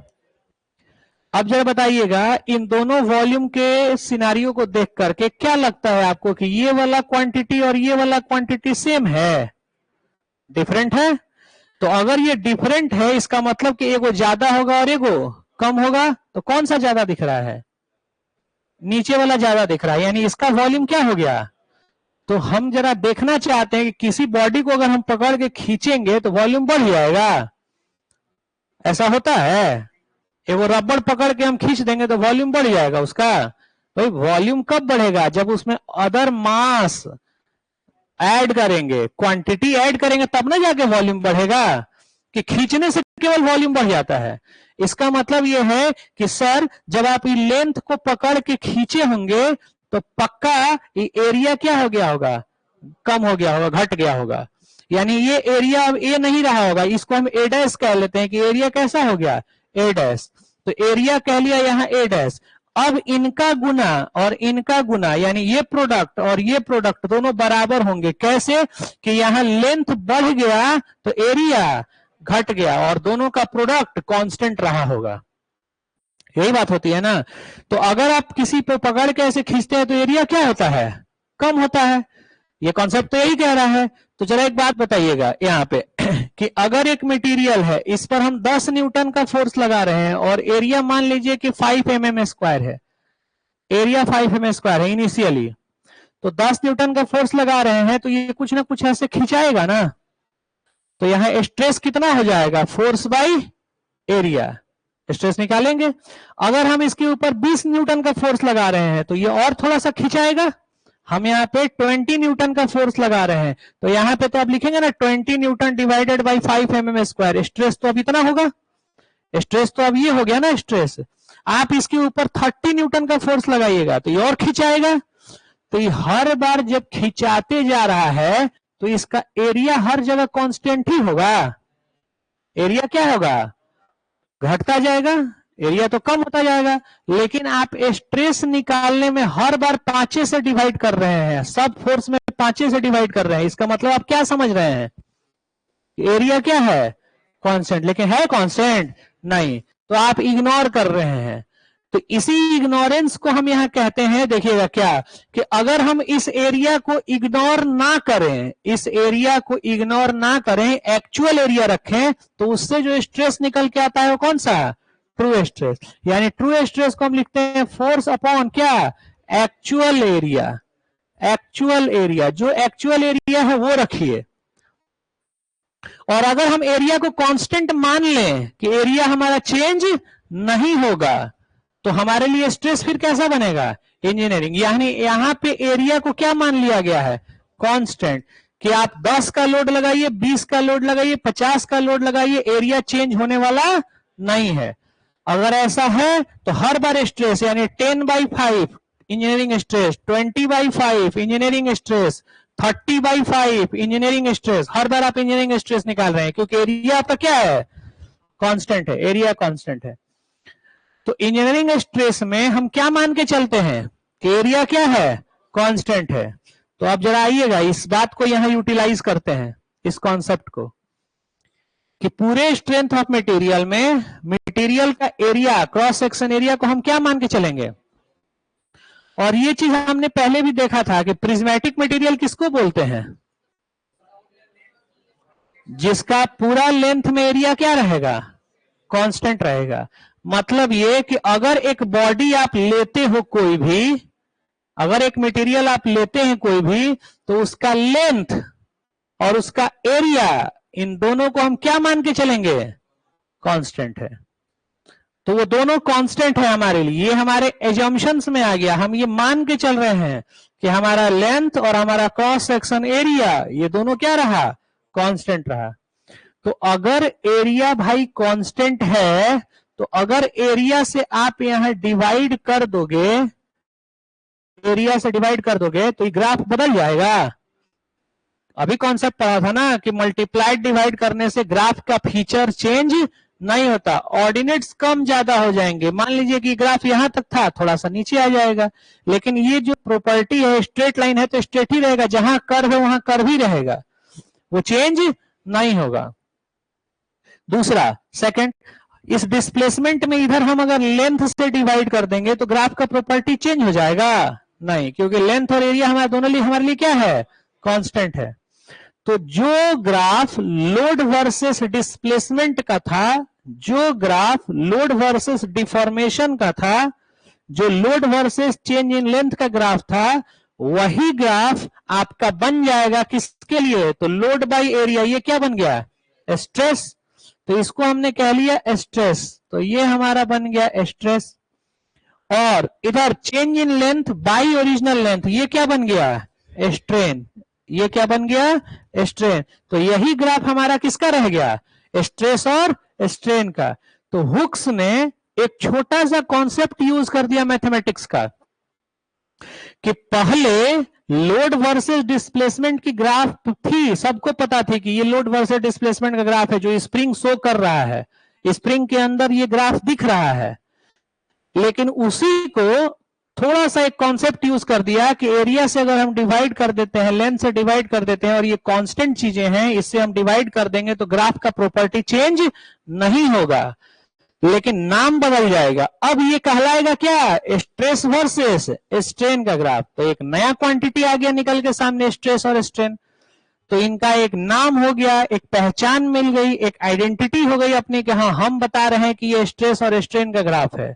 और जो पहले वाला ग्राफ था वो किसका था?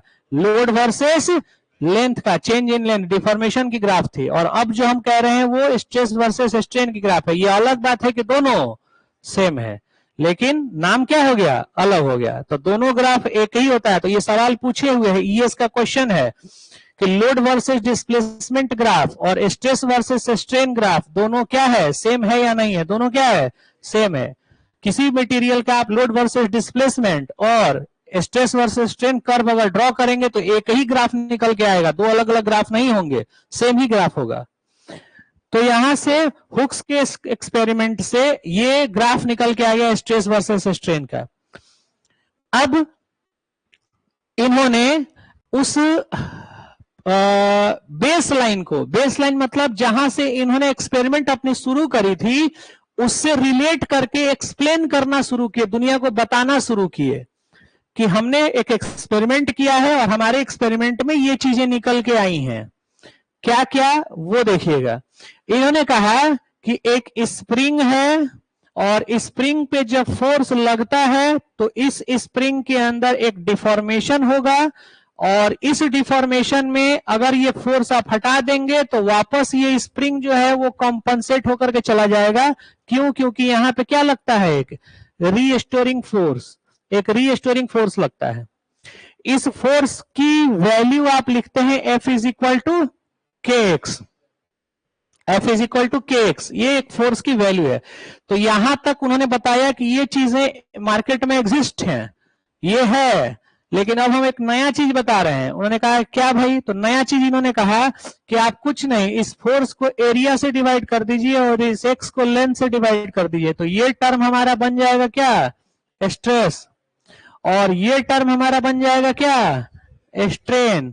आई कांस्टेंट है, इसको कांस्टेंट के रहने दीजिए, डिस्कस करेंगे अभी कांस्टेंट के। और कहा कि यहां से लिख लीजिए, इस कांस्टेंट को हटा देंगे तो वापस क्या आ जाएगा? प्रोपोर्शनलिटी। तो प्रोपोर्शनलिटी ला दिए, और प्रोपोर्शनलिटी ला करके और कह दिए कि स्ट्रेस डायरेक्टली प्रोपोर्शनल टू क्या हो गया? स्ट्रेन। और ये कर्व निकाल के दे दिया और कहा कि अब आज के बाद दुनिया इसको हुक्स लॉ के नाम से जानेगी। तो ये बता दिया। जैसे ही उन्होंने ये बताया और मैथमेटिक्स के जिस कॉन्सेप्ट का सहारा ले करके उन्होंने रिप्रेजेंट किया कि भैया अभी लोड नहीं है, ये अब स्ट्रेस है, और हम एरिया से डिवाइड किए हैं, यानी ग्राफ का फीचर चेंज नहीं होगा। तो जिस मैथमेटिक्स के कॉन्सेप्ट से उन्होंने ये चीज दिया, उसी मैथमेटिक्स के एक कॉन्सेप्ट जो है यहां पे इनके पूरे स्टेटमेंट को गलत साबित कर रहा है। क्या गलत साबित कर रहा है वो देखिएगा। इनके स्टेटमेंट को गलत साबित ये कर रहा है कि इनका बेसिक इक्वेशन, जो मूल इक्वेशन था, वो क्या था? F is equal to KX। अब इस इक्वेशन को जरा हम देखते हैं कि इसको कंपेयर कीजिए जरा, तो कि ये y is equal to M X के जैसा है क्या? y एक्सिस पर क्या है? फोर्स। आई एक्स एक्सिस पर क्या है? डिस्प्लेसमेंट। और k क्या हो गया? कांस्टेंट, जिसका वैल्यू है m, स्लोप। तो ये इक्वेशन किसके जैसा है? स्ट्रेट लाइन का इक्वेशन। यहां से इन्होंने जो दिया, जो आप जानते भी हैं, प्रोपोर्शनलिटी हटाते हैं तो आप कहते हैं ना मॉडुलस ऑफ इलास्टिसिटी। तो ये इक्वेशन जो है ये भी कंपेयर करिए जरा, y is equal to M X के जैसा नहीं है। ई हो गया y, ये हो गया एम, और ये हो गया x, तो है ना ये y is equal to M X के जैसा। तो इनका जो स्टेटमेंट है, इस स्टेटमेंट में y is equal to M X की चीजें दिख रही हैं, y is equal to M X की चीजें दिख रही हैं, और y is equal to M X, यानी इन्होंने जो कहा कि stress directly proportional to strain, तो भैया ये चीज तो यह दिखा रहा है कि y directly proportional to x, और ये बात किसकी है? स्ट्रेट लाइन की। ये मतलब वैलिड, ये इक्वेशन जो है अगर एक्चुअल देखें तो ये वैलिड कहां तक है? स्ट्रेट लाइन के लिए। कहां तक वैलिड है ये? स्ट्रेट लाइन के लिए। और इनका जो ग्राफ ये बन रहा है, ये ग्राफ में ये कर्व पोजीशन दिख रहा है। ये कैसा पोजीशन है? कर्व। तो जिस मैथमेटिक्स के बेस पर इन्होंने कहा था, उसी मैथमेटिक्स का एक कॉन्सेप्ट यहां इनको परेशान कर दिया कि भाई हमारा जो ग्राफ आया इक्वेशन, ये तो स्ट्रेट लाइन को फॉलो कर रहा है, और हम जो पॉइंट यहाँ पे एस्टेब्लिश कर रहे हैं इलास्टिक लिमिट, ये कर्व है। ये कैसा है? कर्व। इसको लिख देते हैं, ये 2 डिग्री ग्राफ है, 2 डिग्री पैराबोलिक ग्राफ है, कर्व है ये। तो फिर यहाँ पे परेशानी बढ़ गई। तो परेशानी जब बढ़ गई तो इन्होंने 2 स्टेटमेंट निकाल दिए अलग अलग, और यही दोनों स्टेटमेंट खूब पूछा जाता है। पहला देखिएगा क्या इन्होंने कहा कि जब आप लोड लगाएंगे मटेरियल पे, और वो लोड लगाने के बाद लोड वापस हटाएंगे, तो डिफॉर्मेशन क्या होगा? रिगेन होगा। तो ये डिफॉर्मेशन क्राइटेरिया कॉन्सेप्ट बताया इसको, डिफॉर्मेशन क्राइटेरिया। डिफॉर्मेशन क्राइटेरिया का मतलब, तो ये पूरा कहानी को 2 वर्ड में एक्सप्लेन किया इन्होंने। डिफॉर्मेशन क्राइटेरिया, इसका मतलब कि आप लोड लगाइए तो डिफॉर्मेशन होगा, और लोड हटा देंगे तो डिफॉर्मेशन नहीं होगा, गायब हो जाएगा। तो इस पूरे कॉन्सेप्ट को उन्होंने क्या नाम दे दिया? Deformation criteria. तो इन्होंने कहा कि ये जो डिफॉर्मेशन क्राइटेरिया है, ये डिफॉर्मेशन क्राइटेरिया वैलिड है इलास्टिक लिमिट तक। ये कहां तक वैलिड है? इलास्टिक लिमिट तक, कि आप लोड लगाइए तो डिफॉर्मेशन होगा, और लोड हटा देंगे तो डिफॉर्मेशन गायब हो जाएगा। तो ये डिफॉर्मेशन क्राइटेरिया इलास्टिक लिमिट तक वैलिड है। और फिर इन्होंने कहा कि लेकिन stress directly proportional to strain, ये वाला जो कॉन्सेप्ट है, चूंकि ये आपके y is equal to M X वाले इक्वेशन के जैसा है, तो ई वैलिड वहीं तक होगा जहां तक क्या होगा? Straight line. तो ये वैलिड वहीं तक होगा, वैलिड अप टू कहां तक? स्ट्रेट लाइन की। ये वहीं तक वैलिड होगा जहां तक स्ट्रेट लाइन है। तो उन्होंने इस कर्व पे आकर के देखा कि ये जब ग्राफ यहां से चल रहा था तो ये स्ट्रेट लाइन जा रहा था, और किसी एक पोजीशन पे जाने के बाद ये यहां से कर्व शुरू हो गया। तो जहां तक स्ट्रेट लाइन इनको दिखा, यही फिक्स कर दिया, और कहे ना कि ये हमारे लिए एक नया लिमिट बन जाएगा, जिसको हम कहेंगे प्रोपोर्शनल लिमिट। क्यों? क्योंकि ये दिखाएंगे कि स्ट्रेस प्रोपोर्शनल है किसके ऊपर? स्ट्रेन के ऊपर। तो ये प्रोपोर्शनलिटी को डिफाइन कराया, तो कहा कि ये वैलिड है स्ट्रेट लाइन, और स्ट्रेट लाइन कहां तक आएगा? तो एक नया लिमिट का नाम दिए, और उस लिमिट को नाम इसी के ऊपर दे दिए कि स्ट्रेस प्रोपोर्शनल है स्ट्रेन पर, इसीलिए इसका नाम हो जाएगा प्रोपोर्शनल लिमिट। तो ये प्रोपोर्शनल लिमिट है। तो इन्होंने कहा कि देखिए, यहां तक आपका लोड स्ट्रेस जो है वो स्ट्रेन पर डायरेक्टली प्रोपोर्शनल है, इसके ऊपर स्ट्रेस प्रोपोर्शनलिटी खत्म, यानी स्ट्रेस अब स्ट्रेन पर प्रोपोर्शनल नहीं रहा। लेकिन डिफॉर्मेशन क्राइटेरिया अभी भी वैलिड है। मतलब कि आप लोड लगाइएगा और हटाइएगा लोड को, तो जो डिफॉर्मेशन है आपका वो कंपनसेट हो जाएगा, वो रिमूव हो जाएगा, बॉडी अपने शेप में वापस आ जाएगी, मगर स्ट्रेस प्रोपोर्शनल नहीं रह गया। तो इस वाली रेंज में स्ट्रेस की प्रोपोर्शनलिटी नहीं है, लेकिन आप लोड लगाएंगे तो डिफॉर्मेशन टेम्पररी ही होगा, और हटाएंगे तो वो डिफॉर्मेशन गायब हो जाएगा। तो अब यहां से 2 सवाल बन गया क्या क्या, अगर हम आपसे सवाल पूछें कि स्ट्रेस प्रोपोर्शनल कहां तक है, तो आप क्या बोलेंगे? प्रोपोर्शनल लिमिट तक है। लेकिन अगर हम पूछेंगे कि कौन से लिमिट तक डिफॉर्मेशन को कम बैक कराया जा सकता है, तो आप क्या बोलेंगे? इलास्टिक लिमिट तक। और इन दोनों पॉइंट से मिला करके बना एक लॉ जिसको कहा गया हुक्स लॉ। तो हुक्स ने दो चीजें इसके अंदर निकाल करके आपको दी। तो उनका पूरा बेस जो था वो क्या था? स्प्रिंग। और स्प्रिंग की इसी इक्वेशन से एनालिसिस करके ये चीजें उन्होंने निकाल करके दी हैं। तो अब एक सिंपल सा सवाल बन करके आता है, यहां सीधा सवाल पूछा जाता है कि Hooke's law is valid up to, कि हुक्स लॉ कहां तक वैलिड है? कहां तक वैलिड है? इलास्टिक लिमिट तक। तो आप जितने लोग ये आंसर कह रहे हैं कि हुक्स लॉ इलास्टिक लिमिट तक वैलिड है, इसका मतलब है कि आप कान में तेल डाल के तब से सोए हुए हैं। जरा बताइएगा, मैं कह रहा हूं यहां पे, सुनना, मैं कह रहा हूं कि x की वैल्यू 5 तक लिया जा सकता है। एक लाइन कहा कि x की वैल्यू 5 तक लिया जा सकता है। और फिर मैं कह रहा हूं यहां कि x की वैल्यू 3 तक लिया जा सकता है। x की वैल्यू 3 तक लिया जा सकता है। और अब मैं आपसे पूछ रहा हूं कि बताइए क्या x के अंदर 4 आएगा?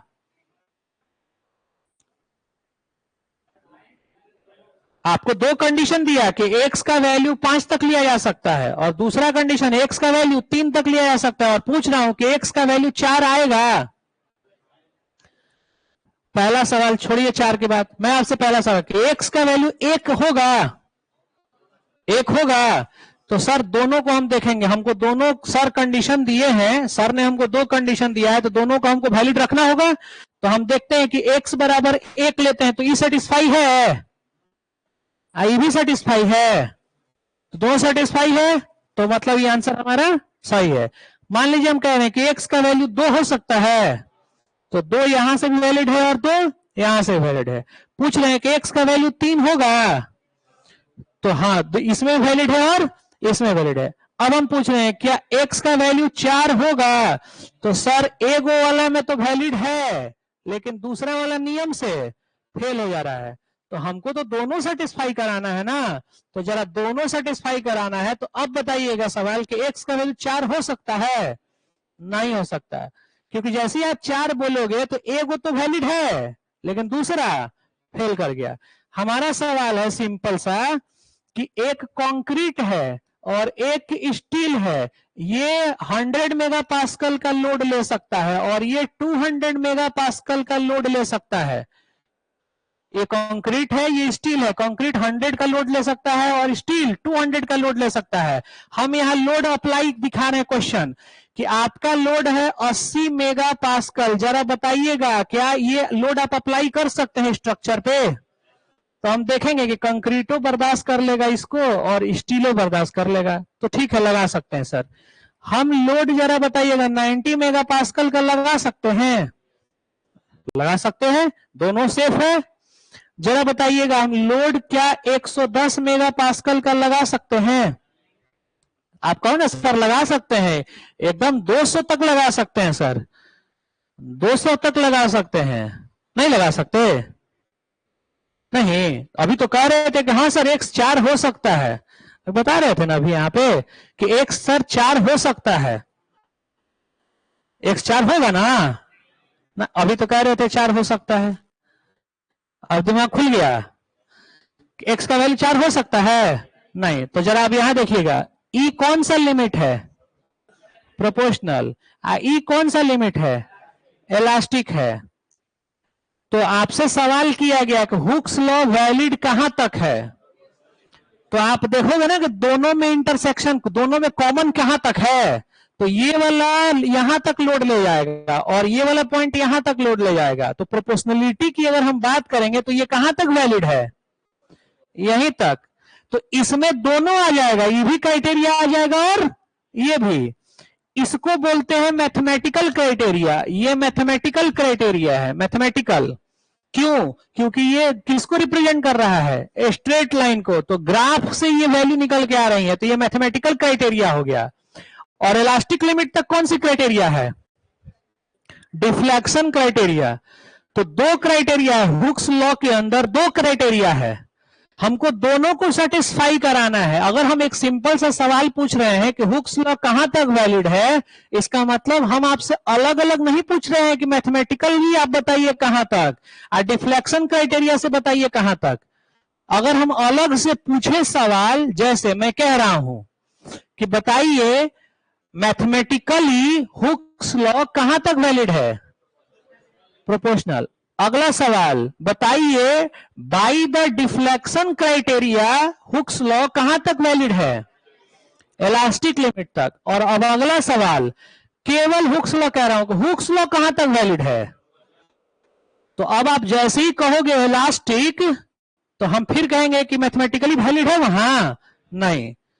तो जब अगर कंडीशन नहीं लगाया गया मैथमेटिकली और डिफ्लेक्शन क्राइटेरिया, तो आप अपने हिसाब से क्या सोचेंगे कि दोनों को सेफ करना है। अगर मैं यहां आपसे पूछ रहा हूं यहां कि बताइए कि स्टील को सेफ रखने के लिए हम लोड कितना लगा सकते हैं, स्टील को सेफ रखने के लिए लोड कितना लगा सकते हैं, तो आप सीधा किसको देखोगे, केवल स्टील को। तो आंसर क्या करोगे, 200 तक लगा सकते हैं।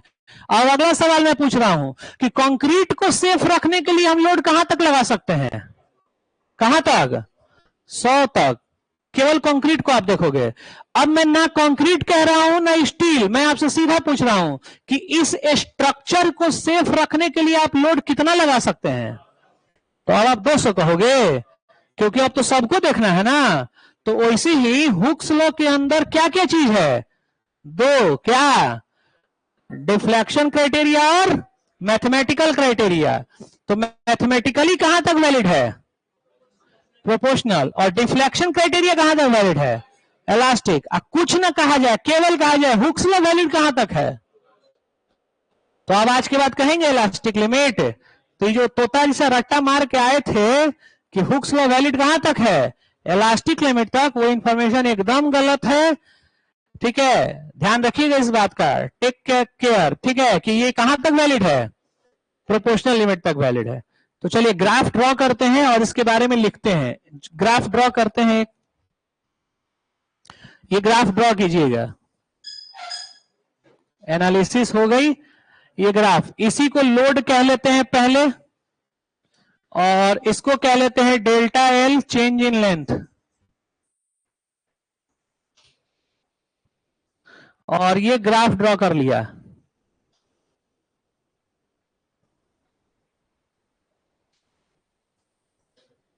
ये हमारी हो गई इलास्टिक लिमिट और ये हमारी हो गई प्रोपोर्शनल लिमिट। इधर 1 डिग्री है, इधर 2 डिग्री है। यहां तक 1 डिग्री है, यानी ये स्ट्रेट लाइन हो गया, ये स्ट्रेट लाइन है, और ये कर्व हो गया। ये कैसा हो गया, कर्व, ये कर्व हो गया। ये लाइन के इधर टेम्पररी डिफॉर्मेशन और इधर परमानेंट डिफॉर्मेशन।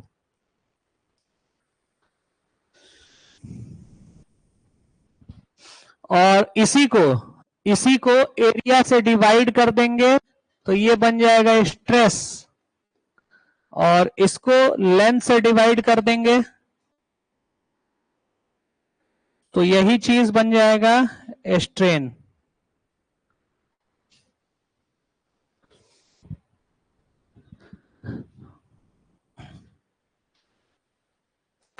ध्यान रखिएगा कि यहां तक स्ट्रेट लाइन है भाई, इस पॉइंट तक स्ट्रेट लाइन है प्रोपोर्शनल लिमिट तक, और उस पॉइंट तक ये इलास्टिक लिमिट है।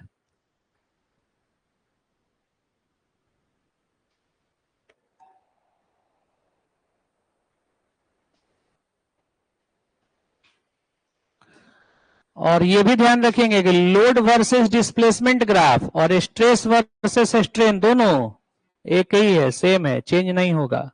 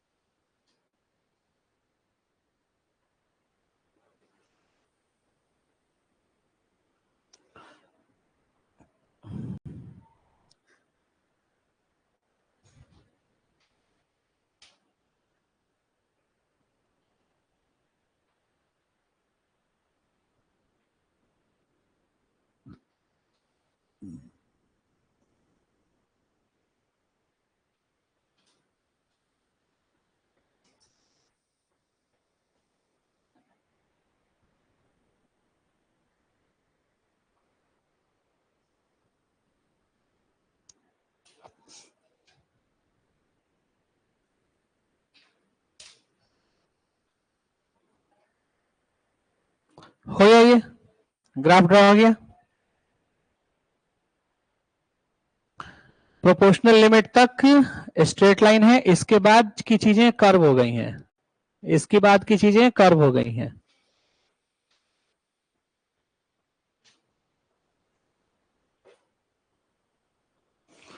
चलिए दोनों पॉइंट्स को जरा डिस्कस करते हैं। लिखिएगा पहला स्टेटमेंट ग्राफ के नीचे, ग्राफ के नीचे पहला स्टेटमेंट लिखिएगा, मटेरियल, पहला स्टेटमेंट लिखिएगा, material, material regain, material regain its shape, material regain its shape up to temporary deformation, material regain, graph के नीचे लिखेंगे, material regain its shape up to temporary deformation, material regain its shape up to temporary deformation, which is corresponds to elastic limit, which is corresponds to elastic limit। क्या लिखा आपने? material regain its shape up to temporary deformation, which is temporary deformation, और ये किसके corresponding है? which is corresponds to elastic limit, ये elastic limit तक है। और इस पूरे स्टेटमेंट को एक वर्ड से अगर कहना होगा, इतना बड़ा लाइन ना कह के एक वर्ड कहना होगा, तो इसका नाम हम देंगे डिफ्लेक्शन क्राइटेरिया। तो जो आपने लिखा है इसको बॉक्स में डालिए और नीचे एरो मार करके लिखिएगा, this is called deflection criteria, इसको बोलते हैं डिफ्लेक्शन क्राइटेरिया। अब इतना बात ना कह के सीधा बोलेंगे डिफ्लेक्शन क्राइटेरिया। इस पूरे को बॉक्स में डाल करके नीचे एरो मार के लिखेंगे, इसको बोलेंगे हम डिफ्लेक्शन, या डिफॉर्मेशन लिख लीजिए, डिफॉर्मेशन, डिफॉर्मेशन क्राइटेरिया, ये है डिफॉर्मेशन क्राइटेरिया। अगर हम अब आज के बाद जैसे ही नाम बोलेंगे डिफॉर्मेशन क्राइटेरिया, तो मतलब इतना बड़ा स्टेटमेंट कह दिया हमने कि मटेरियल अपना साइज, शेप रिगेन कर लेता है, कहां तक? जहां तक टेम्पररी डिफॉर्मेशन होगा। और वो टेम्पररी डिफॉर्मेशन किसके करस्पॉन्डिंग होती है? इलास्टिक लिमिट के करस्पॉन्डिंग होती है। यानी इलास्टिक लिमिट तक अगर आप लोड लगाएंगे तो बॉडी अपने पोजीशन को वापस से रिगेन कर लेगा, अपने शेप को वापस से शेप्ड कर लेगा, ओरिजिनल शेप में आ जाएगा। और इस पूरे चीजों को टेक्निकली एक नाम से अगर हम कहें तो क्या बोलेंगे? Deflection criteria. तो अब अगर कहा जाएगा डिफ्लेक्शन क्राइटेरिया, तो मतलब समझ जाइएगा कि आपसे कहा जा रहा है कि बॉडी कहां तक अपने पोजीशंस को, अपने शेप को रिगेन कर सकता है। तो कहां तक करेगा? जहां तक टेम्पररी डिफॉर्मेशन होगा। और ये टेम्पररी डिफॉर्मेशन किसके क्रॉसपॉन्डिंग मिलता है? इलास्टिक लिमिट के क्रॉसपॉन्डिंग मिलता है। तो इस पूरे चीज को कहा गया डिफॉर्मेशन क्राइटेरिया। तो अब अगला स्टेटमेंट लिखिएगा, अगला statement, deformation criteria is valid up to, deformation criteria is valid up to, deformation criteria is valid up to, deformation criteria is valid up to, is valid up to, कहां तक valid है? कहां तक? Elastic limit, लिखेंगे elastic limit. Deformation criteria is valid up to elastic limit, box में डाल के star लगा दीजिएगा। पूछेगा आपसे कि डिफॉर्मेशन क्राइटेरिया कहां तक वैलिड है, तो आंसर होगा इलास्टिक लिमिट तक वैलिड है। तो आंसर होगा कि इलास्टिक लिमिट तक वैलिड है। अगला स्टेटमेंट लिखेंगे, अगला स्टेटमेंट बट, अगला स्टेटमेंट नेक्स्ट एरो, अगला point but the statement of Hooke's law, but the statement of Hooke's law, but the statement of Hooke's law, Hooke's law bracket में दे दीजिएगा ऐसा, sigma directly proportional to strain, but the statement of Hooke's law, bracket में दे देंगे ये, bracket के अंदर, but the statement of Hooke's law is follow straight line equation, is follow a straight line equation, is follow a straight line equation. क्या लिखा आपने? But the statement of Hooke's law, Hooke's law की जो statement है वो किसको follow कर रहा है? स्ट्रेट लाइन की इक्वेशन को फॉलो कर रहा है, विच इज करस्पॉन्ड्स टू, आगे लिखेंगे which is corresponds to, which is corresponds to, वो किसके करस्पॉन्डिंग तक मिला? Proportional limit, which is corresponds to proportional limit, which is corresponds to proportional limit, which is corresponds to proportional limit, bracket में लिख देंगे PL, proportional limit PL, इसको PL से represent किया हम लोगों ने, ब्रैकेट में PL। और ये जो पूरा लाइन आपने लिखा है इसको बक्से में डाल करके लिखेंगे नीचे और दे करके, ये क्या है? मैथमेटिकल क्राइटेरिया, ये मैथमेटिकल क्राइटेरिया है।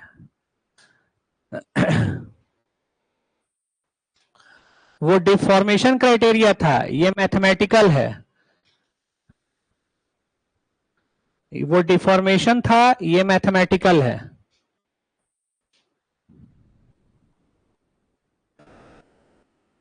ये मैथमेटिकल है। अब जरा फिर से एक ग्राफ हम बना रहे हैं, यहां पे देखिएगा,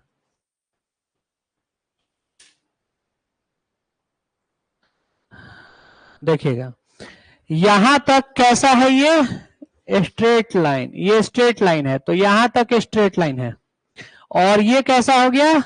कर्व, तो इसको लिख लिया कर्व, ये कर्व हो गया। अब इस लोड एक्सिस पे आते हैं हम, लोड एक्सिस पे यहां तक, ये दो लोडिंग कंडीशन हमारे सामने दिख रहा है, इस वाले पोजीशन तक मैथमेटिकली हुक्स लॉ वैलिड है, यहां तक, और इस वाले तक deformation criteria of Hooke's law is valid. दो पॉइंट हमारे सामने हैं, एक हुक्स लॉ के मैथमेटिकल स्टेटमेंट को वैलिड कराता है, और दूसरा हुक्स लॉ के डिफॉर्मेशन क्राइटेरिया को वैलिड कराता है। तो यहां तक लिखा deformation criteria of Hooke's law is valid, और यहां पे लिखा mathematically hooks law is valid. और हमको यहां पे अब सिर्फ लिखना है कि Hooke's law is valid up to, कि हुक्स लॉ कहां तक वैलिड है, और हम यहां पे लाइन लिखना चाहते हैं। ये हमारा प्रोपोर्शनल लिमिट है, ये हमारा इलास्टिक लिमिट है, कॉम्बिनेशन दोनों का फाइनलाइज लिखना चाहते हैं, क्या लिखेंगे? कभी इलास्टिक आएगा? हाँ, नहीं, तो यहां पे सीधा क्या आएगा? प्रोपोर्शनल लिमिट, क्योंकि दोनों में सेफ कहां है? प्रोपोर्शनल तक ही सेफ है। उसके बाद जाएंगे तो एक वो तो सेफ है, लेकिन दूसरा फेल कर गया, मैथमेटिकली रहा ही नहीं रिलेशन, तो ड्रॉ करिए ग्राफ, ये लिखेंगे ये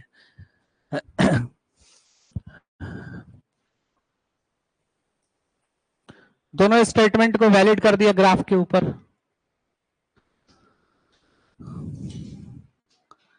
तो दो चीजें हैं हुक्स लॉ के अंदर, एक डिफॉर्मेशन क्राइटेरिया है और एक मैथमेटिक है, मैथ्स है। तो मैथमेटिकली कहां तक वैलिड है इसका भी ध्यान रखना है, और डिफॉर्मेशन क्राइटेरिया कहां तक वैलिड है उसका ध्यान रखना है। सवाल क्या पूछा गया वो भी देखना है। सिंपल अगर है हुक्स लॉ कहां तक वैलिड है तो हम आंसर करेंगे प्रोपोर्शनल लिमिट तक वैलिड है।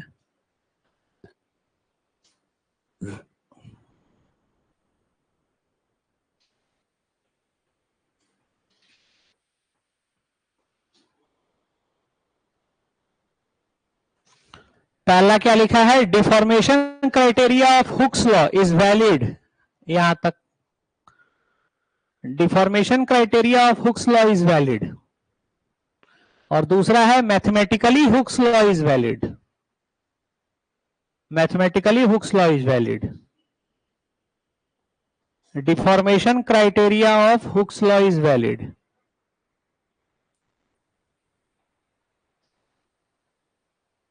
तो क्वेश्चन अगर सामने आएगा तो ध्यान से देख करके आंसर करेंगे कि कौन सा ऑप्शन है।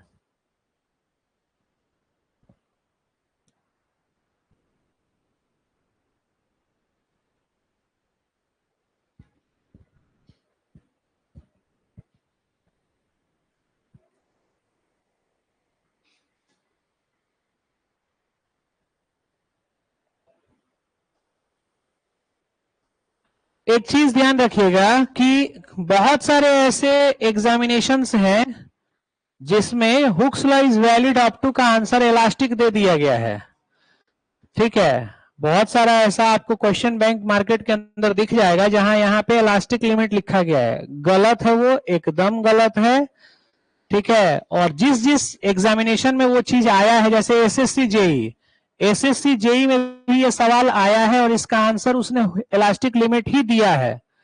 लेकिन जिस दिन वो दिया था ये बातें उस टाइम की थी, अब सुधार कर लिया है, एसएससी जेई ने ये मान लिया है। अब जब वो सवाल देगा तो उसमें इलास्टिक लिमिट वो आंसर नहीं देगा। ठीक है, क्योंकि ये अपडेट कर लिया है उसने भी।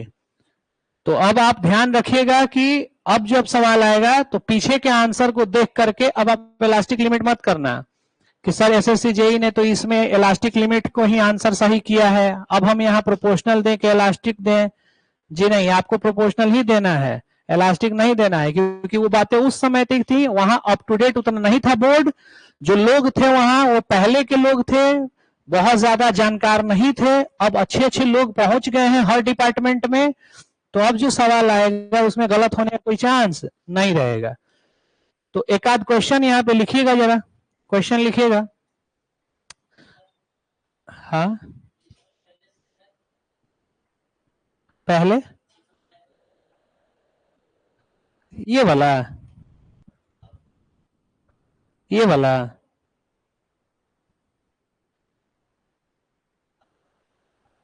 क्या जानना चाहते हो, बोलो ना, हम बता देंगे यहीं पे।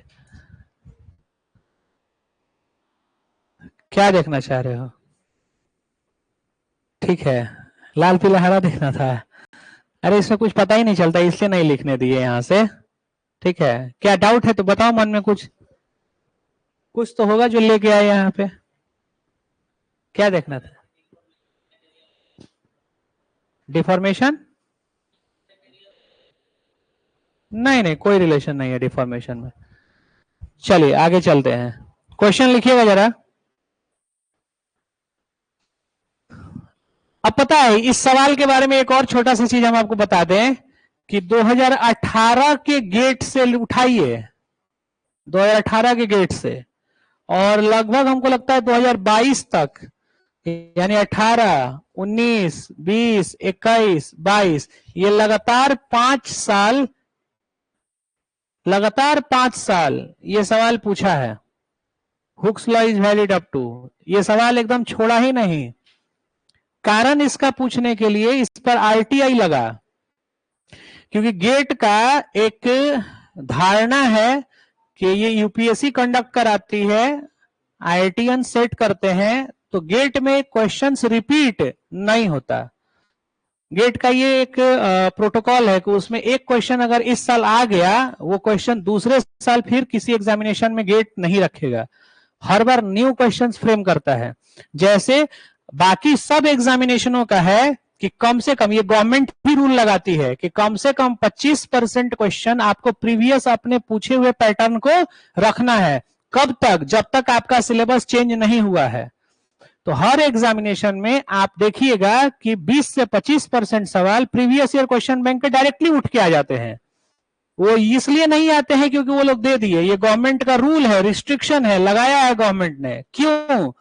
क्योंकि एक आप पैटर्न को फॉलो कर सके, ऐसा नहीं कि जो मर्जी उठा के वो सवाल दे दिए।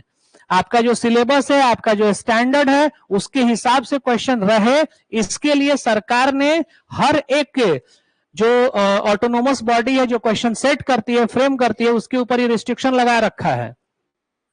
कि आपको जो अपने एग्जाम में सवाल पूछने हैं उसमें से 20 से 25% कहां से क्वेश्चन रखेंगे, अपने ही प्रीवियस ईयर से। इसीलिए हर बच्चा प्रीवियस ईयर, हर लोग कहता है कि प्रीवियस ईयर बनाइए, प्रीवियस ईयर बनाइए, कि कम से कम अगर 100 सवाल का एग्जाम है, 100 क्वेश्चन है, तो 100 क्वेश्चन में से 20 से 25 क्वेश्चन हमको ऐसा देखने के मिल जाएगा जो पहले आया हुआ है। तो अगर हम पहले का क्वेश्चन आया हुआ एकदम रट्टा मार लें, चट्टा मार लें, ठीक है, हर तरीके से, तो वो सवाल अगर रिपीट हुआ तो उसके लिए तो हमको पेन नहीं ना उठाना पड़ेगा, सॉल्व नहीं ना करना पड़ेगा, वहां हम क्यों खटाक से आंसर लगाएंगे। तो बहुत ऐसे रट्टू तोता होते हैं जिनका मार्क्स आता है, वो उन्हीं सवालों की वजह से आता है, क्योंकि 20-25% क्वेश्चन प्रीवियस वाला ही उठ के आना है। अब समझ में आए चाहे नहीं आए, बहुत ऐसे लोग हैं पूरा क्वेश्चन बैंक का आंसर जो है ना वो रट्टा मार के बैठे हुए हैं, एकदम याद है उनको। आप सवाल बोलिएगा ना, उसको गुना करने आएगा कि नहीं, डिफरेंशिएट करने आएगा कि नहीं पता, लेकिन वो आंसर आपको फाइनलाइज कर देगा कि यही आंसर होगा। ठीक है, आंसर फाइनलाइज कर देगा कि यही आंसर होगा। ठीक है, तो ऐसे एग्जामिनेशन में जहां पे प्रीवियस ईयर क्वेश्चंस रिपीट होते हैं और ऐसा एग्जाम जिसमें रिपीट नहीं होता है, तो गेट उसमें से एक है, गेट में कोई भी क्वेश्चन रिपीट नहीं होता है। और वैसे एग्जाम में सोचो कि एकदम 5 साल लगातार पूछा गया, ये Hooke's law is valid up to, Hooke's law is valid up to, यानी अपने प्रोटोकॉल के, अपने रूल के अगेंस्ट जाकर के ये सवाल रखा है बोर्ड मेंबर ने। क्यों रखा है ऐसा? तो उनका रखने का कारण ये था कि ये सवाल 18, 19, 20 में इन्होंने इसलिए रखा, 18 में जब ये सवाल रखा था कि Hooke's law is valid up to, जितने फॉर्म आए थे इस पर आरटीआई लगा था। आरटीआई इसलिए लगा था क्योंकि गेट ने क्वेश्चन रिपीट किया। तो कुछ लोग, आप ही लोग जैसे हैं जो तैयारी कर रहे थे, उनके दिमाग में ये धारणा थी कि क्वेश्चन रिपीट नहीं होता है, और 2-3 साल जब रिपीट कर दिया तो आप लोग जैसे बच्चे में से ही 2-4 लोग मिल करके और आरटीआई ठोक दिए बोर्ड के ऊपर कि भाई क्वेश्चन आप रिपीट कर रहे हैं, इसमें परेशानी हम लोगों को हो रही है। अब हम लोग प्रीवियस ईयर क्वेश्चन की उम्मीद में जा रहे हैं कि और 2-4 क्वेश्चन आ जाए। तो एक पैटर्न होना चाहिए कि आप रिपीट कीजिएगा कि नहीं कीजिएगा, क्योंकि जो आता है उसका प्रोस्पेक्टस, उसमें क्लियरली रहता है कि क्वेश्चन रिपीट नहीं होंगे। तो इस पर आरटीआई लग गया। तो आरटीआई में जवाब पता है क्या निकल करके आया है? आरटीआई में जवाब निकल के आया था कि 2018 में जो क्वेश्चन इन्होंने डाला था उस एग्जामिनेशन में जितने भी लोग अपीयर हुए थे उस लोग में से लगभग 1-2% ही लोग आंसर सही किए थे, बाकी 99% लोग आंसर गलत किए थे इसका। अब इस छोटे से एक सवाल का आंसर 99% लोग गेट के गलत करके आए हैं, इसीलिए गेट ने इस क्वेश्चन को रिपीट कर दिया। जब 2019 में डाला डेटा, फिर वही पैटर्न सेम रहा, मैक्सिमम लोग इसका आंसर गलत किए। तो ये लगातार सवाल डालता रहा, तब तक डालता रहा जब तक 50% से ज्यादा लोग इस आंसर को सही ना कर दें। तो ये 2020, 21, 22 तक लगातार सवाल आपको गेट के क्वेश्चन बैंक नेट से सर्च मार के देखिएगा, हर एक ईयर में ये सवाल आपको दिखेगा। हाँ, इसमें किया क्या है, सवाल के ऑप्शंस में छेड़छाड़ किया है। ऑप्शंस इस तरीके से सेट किया है कि आप सारी जानकारी लेने के बाद भी आंसर गलत करके जाएंगे। देखते हैं कि आप क्या करते हैं। लिखिएगा क्वेश्चन, क्वेश्चन लिखिएगा, Hooke's law is valid up to, सवाल लिखिएगा, Hooke's law is valid up to, Hooke's law is valid up to, Hooke's law is valid up to. Option लिखिएगा, ऑप्शन लिखिएगा, elastic limit, elastic limit, next लिखेंगे अगला, proportional limit, proportional limit, proportional limit, ELPL लिखो, जल्दी जल्दी होगा, ईएलपीएल क्या है, पूरा लिख रहे हो, प्रोपोर्शनल लिमिट। थर्ड लिखेंगे both EL and PL, both EL and PL, both elastic limit and proportional limit, both elastic limit and proportional limit. और फोर्थ ऑप्शन लिखिएगा, fourth all of this, fourth all of this. बताएंगे answer क्या होगा।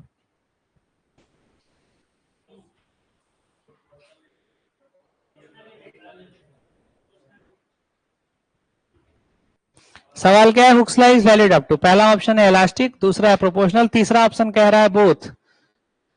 और चौथा option कह रहा है ऑल ऑफ दिस। कहां तक वैलिड होगा? प्रोपोर्शनल। क्यों इलास्टिक तक नहीं होता? आंसर क्या हो जाएगा? Proportional limit. ठीक है, टिक करिएगा आंसर प्रोपोर्शनल लिमिट। अगला सवाल लिखेंगे, गेट का अगला सवाल। अब कौन किस ईयर का है ये याद नहीं है, अगला सवाल लिखिएगा। Same, Hooke's law is valid up to, फिर से वही सवाल, Hooke's law is valid up to, Hooke's law is valid up to. Options लिखेंगे। पहला options elastic limit, elastic limit. दूसरा ऑप्शन प्रोपोर्शनल लिमिट। तीसरा option plastic limit, plastic limit. चौथा option, चौथा ऑप्शन इंड्योरेंस लिमिट, इंड्योरेंस ऐसे लिखेंगे,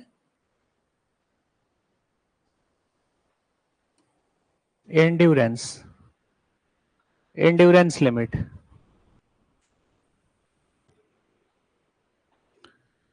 क्या हो जाएगा? Plastic limit,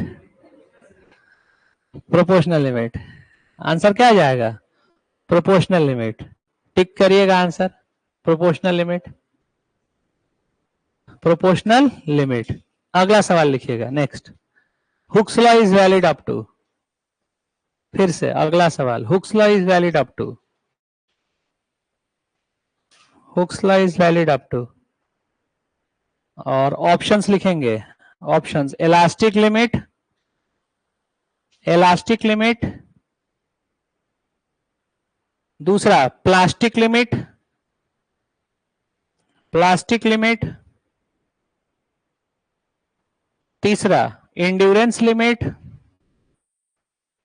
endurance limit, endurance limit. Fourth none of this.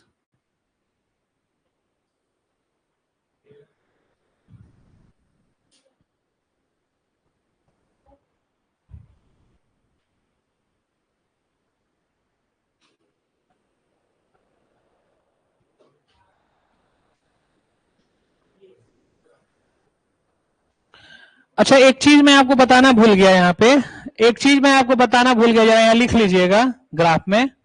इस ग्राफ में एक चीज लिख लीजिएगा कि ये जो प्रोपोर्शनल लिमिट होता है और ये जो इलास्टिक लिमिट होती है, इन दोनों को हम स्ट्रेन एक्सिस पर अगर ले आएंगे, स्ट्रेन एक्सिस पर, ये स्ट्रेन एक्सिस है।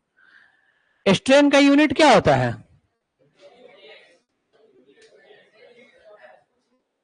कोई यूनिट नहीं होगा, डायमेंशन लेस है, यूनिट लेस है।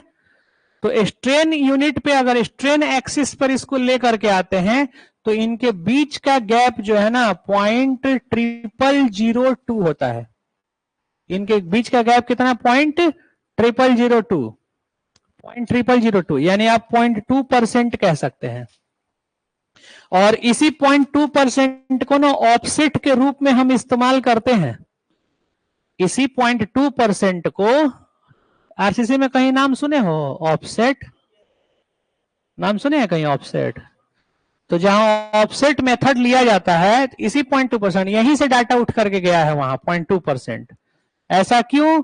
क्योंकि वहां पर भी हम हुक्स के नियम को यूज करते हैं और डिफ्लेक्शन क्राइटेरिया बेस पर जब एलएसएम आप डिजाइन करेंगे तो एलएसएम में गवर्निंग क्राइटेरिया कौन सा होता है?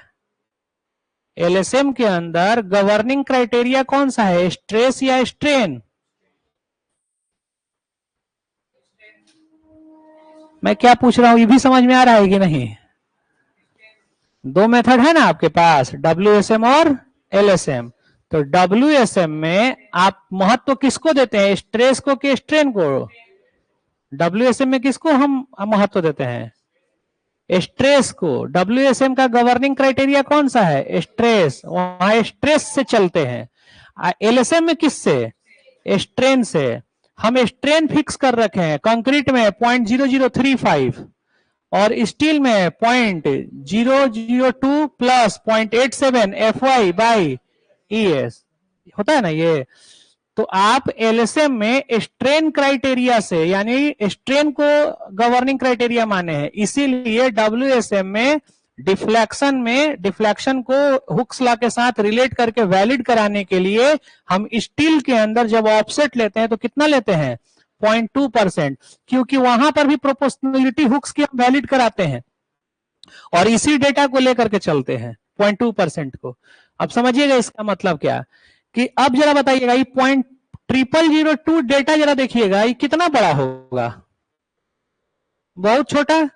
तो आपको दूर से दिख जाए कि ये यहां है, ये यहां है, इसीलिए इतना करके बनाया है, नहीं तो एक्चुअल में जो है वो, ये जो एक्चुअल में है ये कुछ इस तरीके का है, ठीक है, ये ऐसा है कि ये दिखेगा भी नहीं, इतना पास है, ठीक है, बहुत ज्यादा ये क्या है, क्लोज है, और इसके क्लोजनेस की वजह से ही हम लूजली सेंस में ये कह लेते हैं कि हुक्स लॉ प्रोपोर्शनल कह लीजिए या इलास्टिक कह लीजिए, बात एक ही है।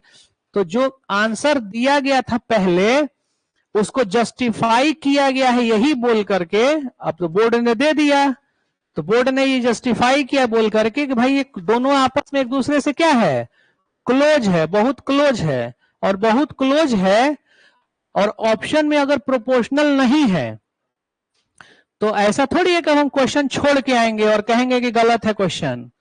तो यानी आप जब नहीं ऑप्शन में, तो ये एमसीक्यू का मतलब ये होता है कि मोस्ट एप्रोप्रिएट ऑप्शन जो है उसको आप टिक कर लीजिए। ये ऑब्जेक्टिव क्वेश्चन का मतलब यही होता है ना, कि 4 गो ऑप्शन दिया गया, उसमें से जो सबसे क्लोज लग रहा है आपको, जो सबसे बेस्ट लग रहा है उसको टिक कर लीजिए। तो इसीलिए उन्होंने कहा कि भैया आप कुछ नहीं है, हम प्रोपोर्शनल में नहीं दिए, तो इसका मतलब है कि आप उसको क्या कर लीजिए, समझ लीजिए कि प्रोपोर्शनल और इलास्टिक के बीच का गैप बहुत कम है, तो हम प्रोपोर्शनल ना कह के इलास्टिक कह लिए। हालांकि वो क्या है, गलत है, क्योंकि हम प्रोपोर्शनल को इलास्टिक कैसे समझ सकते हैं, नहीं समझ सकते। लेकिन जब ऑप्शन में नहीं है तो क्या करेंगे, मजबूरी है, तो उसके हिसाब से हमको चलना पड़ेगा, ऑप्शंस के हिसाब से, ठीक है। तो ये जरा लिख लीजिएगा वहां स्ट्रेन एक्सिस पर कि 0.0002 का गैप होता है जहां आपने ड्रॉ किया है। और अब इस क्वेश्चन को जरा देखिएगा जो अभी हम लोगों ने लिखा है, इसका आंसर क्या होगा, क्या होगा, अगला सवाल लिखिएगा, नेक्स्ट।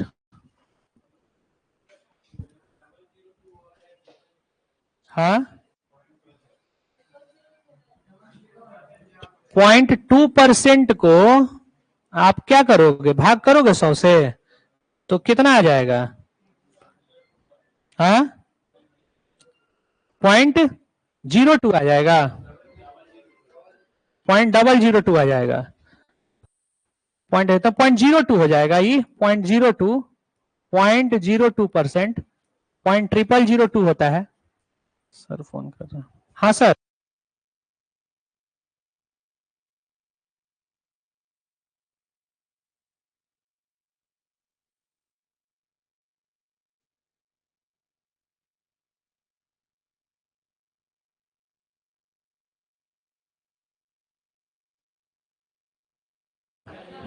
हाँ एक अगला क्वेश्चन लिखिएगा इसी में,